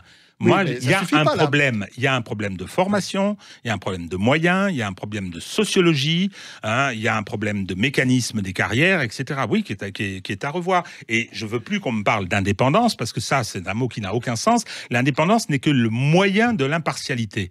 Et il n'y a pas de culture de l'impartialité. Quand je pense qu'on est dans cette justice, alors j'interdis, bien évidemment, les syndicats de magistrats. Interdiction qui se sont transformés en officines politiques. Qui se sont transformés en officines politiques et qui font un mur des cons avec le président de la République, etc. Et qui épingle, ça, c'est intéressant. Sans qu'il y ait eu la moindre sanction disciplinaire. Je vous pose la question à tous les deux. Est-ce qu'il ne faut pas, pour les fonctionnaires chargés de missions régaliennes, interdire toute forme de syndicalisme? Alors, j'ai déjà écrit. Comment on peut être policier syndiqué? Comment on peut être magistrat et syndiqué? C'est une question que je pose. Non, le problème des syndicats de magistrats, c'est que, effectivement... que les policiers soient partiaux, c'est logique. Ils obéissent aux ordres. C'est comme l'armée. Ils obéissent aux ordres. L'armée, ils ne sont pas syndiqués. Non. Oui, ça c'est exact.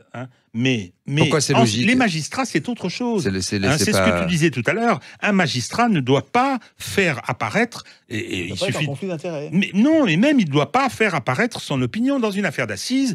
Il n'y a que lui qui connaît le dossier. Non, puis on rend la justice au nom du peuple, pas en son nom. Eh bien, le magistrat doit mener ses débats avec la plus totale impartialité. Ses idées, on s'en fout. Il doit faire son boulot. C'est-à-dire que et donc les magistrats du syndicat de la magistrature qui passent leur temps à critiquer l'exécutif, leur temps à critiquer le législatif, leur temps à donner des opinions, il faudrait faire une loi comme ci, une loi comme ça, ils défendent pas des intérêts catégoriels. Alors, c'est pas vrai. Si j'écris... ça, tu vas te faire bien voir. Les syndicats de magistrats sont interdits. Ça suffit? C'est suffisamment simple? J'oublie un détail? Non. Est-ce que si c'était écrit... On va se faire aimer. Mais pourquoi? Non, mais les magistrats ne peuvent pas se syndiquer. Voilà, c'est mieux. Les magistrats ne peuvent pas... Il faut éviter les mots trop... Mais quoi? Interdits. Il vaut mieux dire... Alors, donc les magistrats ne peuvent pas se syndiquer? Les magistrats... Il n'existe pas d'organisation syndicale dans le corps des magistrats. Voilà, c'est mieux. C'est encore mieux. Gentil, il n'existe pas de. Bon, les il enfants. n'existe pas de quoi, d'organisation syndicale. Écoute, c'est Fidel Castro ici, ça Je vais dure. me faire tuer par mon épouse, moi, je dis. Il faut que tu prennes plus, il faut que tu prennes un crédit de 2 heures. Il faut que je demande, faut que tu me donnes son numéro. Je vais te faire un mot. Je vais me faire bien voir. Il n'existe pas d'organisation syndicale. Dans le corps des magistrats. Dans le corps des magistrats. Eh bien, on a écrit un article, tiens. Mais tu vois, ce que je voudrais, c'est qu'on en fasse plus si c'est possible. Bon, non, mais là, c'est que le début de l'article, hein, parce que c'est. Mais oui, mais si c'est qu'une partie du problème. Hein. Mais oui, en mais plus, on s'est très éloigné du sujet de ce soir, qui était choisir la procédure de désignation des représentants. On essaiera d'y revenir autres, plus avec mais Elisabeth la semaine prochaine. Ça, c'est un chantier colossal là qui va faire. Mais oui, oui, mais mais c'est regarde. ça qui est intéressant. Et je ne lui conteste pas. Chaque fois, il a l'impression qu'on est en train de le frapper. Avant, alors mais qu'on non, mais l'aime. parce que avant que tu Parce partes, que je voudrais te glisser. Je voudrais te glisser pour que tu vois ce dont je voulais te parler. Des articles que nous avons écrits depuis 10 ans, 15 ans, et qui concernaient les représentants. Je suis page 23 du petit bouquin jaune, là. Regarde, page 23. C'est bien, il vaut mieux que tu le lises pour bien visualiser ce que je te dis. Absolument aucun pouvoir ne doit rester longtemps dans les mêmes mains, ni parlementaire, Quelle ni page gouvernement. Page 23. Ah, pardon. Page 23, en bas de la page 23, article 1.6, rotation des charges. c'est surligné. Hop. Absolument aucun pouvoir ne doit rester longtemps dans les mêmes mains. Ça, c'est nous qui écrivons, nous les représentés, qui voulons la rotation des charges parce qu'on sait que le pouvoir corrompt et qu'on ne veut pas leur laisser le temps de se corrompre. Ni parlementaire, ni gouvernemental, ni judiciaire, donc les 3 pouvoirs habituels de Montesquieu, ni médiatique, ni monétaire. C'est quoi le pouvoir monétaire? Eh bien, c'est le pouvoir de la banque, hein, c'est le pouvoir de la création création monétaire, monétaire. l'attribution des crédits, il faut que ça tourne. D'accord. Alors bon, ça peut se discuter, peut-être qu'on déconne à avoir mis monétaire. Non, parce que le pouvoir monétaire, on n'en a plus beaucoup, hein, mais bon. Ah ben, mais justement, on a tout perdu. C'est pour ça qu'on veut le déconnant. réinstaurer. Voilà. Et Voilà, les mandats doivent être oui. libres et non renouvelables. Et ça, tu vois, c'est nous qui écrivons les principes. Je te donne un autre exemple. Vraiment, il y a plein d'exemples. Je suis page 55. L'État donne aux représentants du peuple. Page 55. J'y suis. Point G. L'État donne aux représentants du peuple les moyens de légiférer, de gouverner, de juger et d'informer, mais il garantit au peuple lui-même la priorité de décision sur tous les sujets de société majeurs. Notamment, le référendum d'initiative citoyenne permet aux citoyens de reprendre directement l'ascendant sur leurs représentants chaque fois qu'ils le jugent nécessaire. Ça pourrait être un sujet de conversation entre nous. Tu vois, que tu me dises, est-ce que je déconne, est-ce qu'on n'est pas assez précis, non. Ce qui serait fort dans cette émission. Non, mais après, une fois qu'on a dit ça, ce qui serait différent des plaintes, tu vois. Dans les meilleurs des cas, dans le paysage médiatique dans notre pays, nous avons, dans le meilleur des cas, parce qu'on en a de moins en moins, dans les débats politiques, on a des plaintes sur les dysfonctionnements. Et ce que je voudrais, c'est que nous ayons un espace médiatique dans lequel, après avoir décrit ces problèmes, on prenne le truc à la racine et on écrive nous-mêmes les règles qui l'interdiraient. Qui interdiraient ces dysfonctionnements, qui les interdiraient. Non, qui les éviterait. Ou qui les éviterait. Non, mais là, sur cette histoire du référendum. Mais je veux pas, tu vois, retarder, hein, c'est pour te donner une idée. Non, mais je comprends bien, mais l'histoire du référendum, il y a beaucoup de débats autour de ça, y compris le référendum révocatoire. Le problème, ça pose derrière, dans le principe, évidemment, je veux dire, on peut qu'être favorable. Derrière, ça pose non pas des problèmes, mais des questions techniques extrêmement importantes, c'est-à-dire le pouvoir d'initiative. Comment est-ce que le pouvoir d'initiative... C'est à nous d'y réfléchir. Oui, mais c'est... Non, mais le pouvoir d'initiative, c'est le choix des sujets. Oui, c'est-à-dire, alors, il faut... Est-ce que c'est tous les sujets par exemple, est-ce qu'on pose des principes ou est-ce qu'on fait une nomenclature, hein, ou bien est-ce qu'on laisse le libre champ RIC en toute matière? En toute matière. C'est une possibilité. Oui. Qu'est-ce qui t'embête là? Non, c'est sur les grands... C'est justement sur ce dont tu parlais tout à l'heure, c'est-à-dire la répartition entre ceux qui doivent faire la technique, hein, et les grands sujets qui interpellent vraiment. Non, mais là-dessus, ça peut être en toute matière. Hein, on peut imaginer... Bon, alors, il y a des processus... contrôlé d'initiative, il y a un certain nombre de signatures qu'il faut récupérer, etc. Bon, sur les sujets, effectivement, il faudra faire en toute matière, je ne sais pas si c'est opportun. Qu'est-ce qui t'embête? Parce que c'est lourd. En Italie, il y a des garde-fous. Les garde-fous, par exemple, les Italiens ne peuvent pas déclencher un RIC, un référendum à leur initiative, sur la question fiscale. pourquoi nous avons plein d'idées de référendum en matière fiscale? Pourquoi est-ce qu'on prive qui va être après moi je suis pas compétent. Pourquoi pas de référendum en matière fiscale? Pourquoi un référendum en matière fiscale? Moi, je suis incapable de répondre. Hein, donc, non, mais il n'y a pas besoin d'être compétent. Non, c'est politique. Si, quand même. Mais pas du tout, c'est politique, ce truc-là. Etc. Bon, non, mais je suis pas un homme du chiffre. Moi, je m'intéresse au domaine. Mais si on fait un référendum sur la fiscalité, tout le monde va dire qu'il y a trop d'impôts. Eh bien, alors, est-ce que les gens sont... on a inventé les parlements pour ça. Bon sang. Le concept de parlement a été inventé pour résister à l'impôt excessif. Et aujourd'hui, on y renoncerait parce que... organiser le consentement à l'impôt. Oui, mais c'est parce qu'il y avait trop d'impôts qu'ils ont imaginé ça. Ce que je veux dire, c'est que techniquement, il y a plein de choses auxquelles il faut réfléchir et tout ça, et ça se fait dans la confrontation. Moi, j'aurais des idées sur les seuils qui permettent de déclencher, sur la façon les procédures adoptées, la durée que ça doit prendre, sur les sujets, est-ce que effectivement pas en toute matière, est-ce qu'il y a un système de nomenclature, c'est-à-dire que on prévoit peut-être des procédures plus allégées sur des sujets, des sujets donnés qui méritent oui, tout ça. Et en plus, tout ça devrait être permis par l'explosion numérique. Alors avec peut-être oui, je suis pas comment dire. Je suis pas hackers, mais je sais qu'il y a beaucoup de possibilités de truquer. Enfin, alors on dit pas hackers, on dit hacker.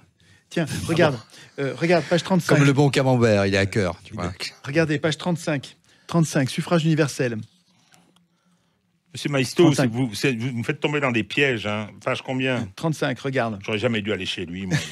Bien tranquille. Allez, j'y retourne demain dans ma Provence. C'est super que tu sois là. Nous allons pas tarder à conclure. Et on va conclure. Regarde, suffrage universel. En haut, page 35. Chaque homme ou femme dispose d'une voix. Cette voix, chaque fois que c'est possible, doit pouvoir exprimer finement sa volonté, à l'aide de points positifs et négatifs, ce qu'on appelle le vote préférentiel. Mais on pourrait aussi parler du jugement majoritaire. Le vote blanc sert à contester en bloc tous les choix offerts à un vote. Il doit être décompté et il doit déclencher l'annulation de l'élection à partir d'un seuil fixé dans la Constitution. Écoute bien, c'est pour ça que je te lis l'article. Toutes les techniques de vote qui ne permettent pas un contrôle direct par les citoyens présents au bureau de vote, comme les machines à voter, sont anticonstitutionnelles. C'est ultra dangereux, c'est opaque et invérifiable, les machines à voter. On perd complètement l'expression du contrôle du suffrage. Je regrette parce que il y avait un côté magique. Oui, tout à fait. On y arrivera peut-être, mais pour l'instant, en l'état actuel... Je sais pas. Ça me rappelle des souvenirs, moi. Effectivement, l'urne qu'on retournait, puis tu avais un paquet de bulletins, mais il y avait encore l'élastique autour. J'ai réussi à faire... C'était dans les banlieues rouges où ça y allait quand même. Hein. Où les gars, ils avaient obtenu la CGT EDF. C'était à Noisy-le-Grand. Il y a longtemps, hein, tout est prescrit. Ils avaient obtenu qu'il y ait une panne d'électricité sur toute la ville à 20h01. Ah oui. Ploum, putain, plus rien, où sont les... oui, probablement. Donc, non, c'était rigolo, ça.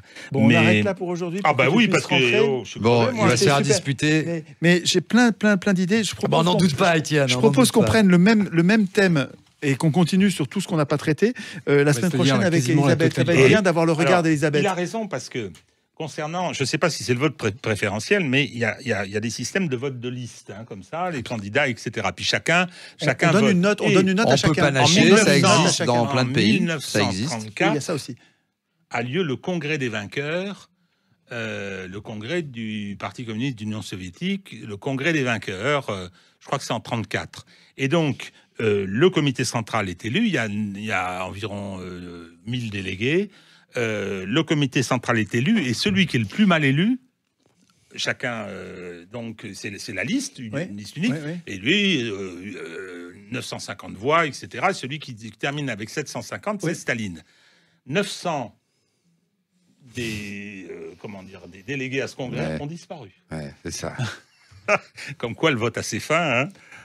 C'était mais la constitution de 36, celle de Staline, c'était pas encore celle-là, c'était en 34, tu dis. Donc c'était le congrès, hein, c'était le congrès des vainqueurs. La constitution de Staline, elle était belle, mais en fait, il y avait pas de constituant derrière, donc en fait, elle n'était pas appliquée. Non, et puis alors il en a une autre. elles étaient magnifiques sur le papier. Oui, mais elles n'étaient pas appliquées parce qu'il n'y avait pas de citoyens constituants. Ce à quoi je travaille, c'est la mutation des citoyens. C'est comme Yezhov, qui est donc celui qui a organisé la Grande Terreur en 37-38, Oui. il est donc 700 000 morts, etc. Et quand il décide de l'arrêter, Staline, en pleine réunion du comité central, il dit « Mais tu as fait, camarade, tu as fait n'importe quoi. Regarde, il avait le code de procédure pénale de l'Union soviétique. Tu n'as pas respecté cet article. Le code de procédure pénale, il était magnifique. Hein. Et donc, l'autre s'est retrouvé. Il est passé à la trappe, il a été fusillé. Mais le reproche qui lui était fait, c'était de ne pas avoir respecté la loi, alors que ça a été, il y avait les fameuses troïkas. Ben non, mais c'était, ils avaient des quotas. Il y avait que 2 décisions possibles, la mort ou 10 ans de camp. Et donc, on arrêtait les gens la nuit. Et puis, il y avait des troïkas qui prononçaient jusqu'à 1000 condamnations à mort par nuit, je veux dire. Et sans doute pour préciser, 37-38. Justement, c'est pas ce qu'on veut instaurer. Hein, non, mais ce qui est intéressant aussi, on va conclure là-dessus, c'est que l'idée d'être constituant, une constitution, ça doit fixer des grands principes. Ouais. Et on ne va pas pouvoir tout régler, de toute façon, même dans l'exercice intellectuel, hein, je dirais. Donc il faut rester à un niveau de principe, de généralité, de principe, moi j'appelle ça, voilà, de principe fondateur, on va dire, constitutionnel, c'est le cas de le dire. Et puis ne pas aller trop dans le détail, et c'est pour ça qu'il ne faut pas non plus se perdre en route. Et ensuite, après, je pense que si, je ne sais pas, Régis, ce que vous en pensez, si on fait une constitution, et après on peut puis avoir des codes qui sont afférents, et là où on précise les choses. C'est comme avec le droit, la doctrine, la jurisprudence, etc. Non, mais on revient à une hiérarchie des normes. Voilà. Et il faut revenir à cette hiérarchie des normes, parce qu'aujourd'hui, on a tellement produit de normes, parce que trop de normes, c'est fait pour pas penser. Hein. Quand on produit des normes, et les constitutions soviétiques, etc., aussi, justement, on pouvait toujours trouver un alinéa, une ligne, un contrôle en disant « t'as pas respecté la loi, camarade, on va te couper la tête, ou on va t'exiler à 20 000 kilomètres ». Et donc, il faut bien avoir... Pour garantir, je pense aussi, la liberté individuelle, il faut que ce soit lisible. Il faut que ce soit lisible et simple au niveau des principes. Ouais, hein, on est d'accord là-dessus? Oui. Bon. Ça nous amène... On est reparti, je l'ai relancé. Non, je termine. Ne pas oublier quand même que le diable se niche dans les détails. Donc si on fait que les principes et qu'après ceux qui écrivent les codes... Non, mais le principe d'une constitution, c'est des principes... Alors, il ne faut pas que ce soit les élus qui écrivent les détails, parce qu'avec les détails, ils peuvent tout foutre en l'air. Voilà. Non, mais d'accord. Mais ce qu'il faut... C'est bien de le préciser. Ça pourrait être une annexe à la Constitution. C'est logique. La Constitution, aujourd'hui, elle a repris le préambule de la Constitution de 46. Et donc, comme par hasard, c'est là où le Conseil constitutionnel... Mais oui, alors donc la fraternité, c'est à valeur constitutionnelle, donc ça a permis de totalement émasculer le Parlement, d'ailleurs, parce que... Il y a des choses pas mal quand même qu'a fait le Conseil constitutionnel grâce à ce préambule quand même, non? Il y a quand même des grands principes qui étaient absents. Oui, mais je veux dire, qu'est-ce qu'on veut? Je veux dire, il défendre le Conseil constitutionnel. Oui, mais le problème, là, on parle des principes. Oui. Si le législateur devient le Conseil constitutionnel, ça me gêne un peu, moi, hein, parce que il a. En fait, alors tout ça relevé de la saisine instaurée par Giscard. Il y a du fameux. Non, mais tout est à changer dans ce fichu. Oui. Non. Mais et puis même, alors cette idée des grands principes est déclinée ensuite avec chaque norme inférieure. Moi, c'était Hans Kelsen, qui était un grand philosophe du droit. Hein. Oui, c'est vrai que tu es prof de droit aussi. Oui. Et donc, chaque norme inférieure peut, je veux dire, accorder plus que la norme supérieure, mais pas moins, bien évidemment. Absolument. Ce qui a été détruit dans la loi travail, justement. Ah ben oui, ils ont inversé la hiérarchie des normes. Ça, c'est fini. Absolu. Bon, les amis, je réponds à une dernière question à Yves, par rapport à Yves de Kerdrel, puisque les citoyens constituants sont venus ici, ils voulaient rencontrer Yves de Kerdrel. On ne les a pas vus. Ah, oui, non, on ne les a pas vus, mais bon, ils sont sur les réseaux. Donc, j'ai eu Yves de Kerdrel, j'ai donné le numéro de téléphone du gilet jaune constituant, et il va l'appeler pour lui dire, parce qu'il était dans Bilderberg, etc. Et les gens ne comprenaient pas pourquoi j'invitais des chroniqueurs, etc. Mais justement, j'essaie d'inviter des gens qui ne sont pas d'accord entre eux, parce que de la discussion jaillit la lumière, Fiat Lux, et je ne fais pas de publicité, parce que c'est interdit. Mais donc voilà, si on est d'accord toujours entre nous, on prend les adorateurs, on prend les adorateurs d'Étienne Chouard, les adorateurs de Régis de Castelnau, et on fait une secte, comme ça, on est sûr. Puis à la fin, pour pas se séparer, on fait un suicide collectif, et tout le monde sera content. Voilà. Donc les amis, bonne soirée. On se retrouve, partagez... à fond la vidéo. Je sais pas si les ressources ça fait du débat. Et puis, écoutez, on se rejoint, on se retrouve pour des vidéos live, des Facebook live, réguliers. De toute façon, quand les gens à écrire eux-mêmes des articles de constitution sur les thèmes. Voilà, vous écrivez des articles de constitution, vous nous les faites passer par les réseaux. Hein, de toute façon, vous avez vu, c'est ouvert, c'est open, c'est cool. Il n'y a pas d'obstacle particulier. À bas les cadences infernales. Donc voilà. Je vous rappelle, pour travailler le livre d'Étienne Chouard, écrire nous-mêmes la Constitution. Si je le montre là, ça devrait marcher. Voilà. Ce sont un peu des exercices pratiques pour préparer un processus constituant populaire. L'idée, c'est un peu de s'exercer justement à ne plus attendre tout d'en haut, mais essayer d'être soi-même un acteur de cette nouvelle société, comme disait Chaban. Voilà. Et donc, bonne soirée à tous. Rentrez bien, mangez bien, soyez heureux. Ne regardez pas trop. Je te prévienne que je vais pas être en avance, mais la télévision, mais ta femme a écouté, là, c'est bon. Bonne soirée à tous. Merci. Salut. Merci beaucoup. À bientôt. Merci, on va se lever comme Giscard. On va dire au revoir. Salut à tous. Comment on fait pour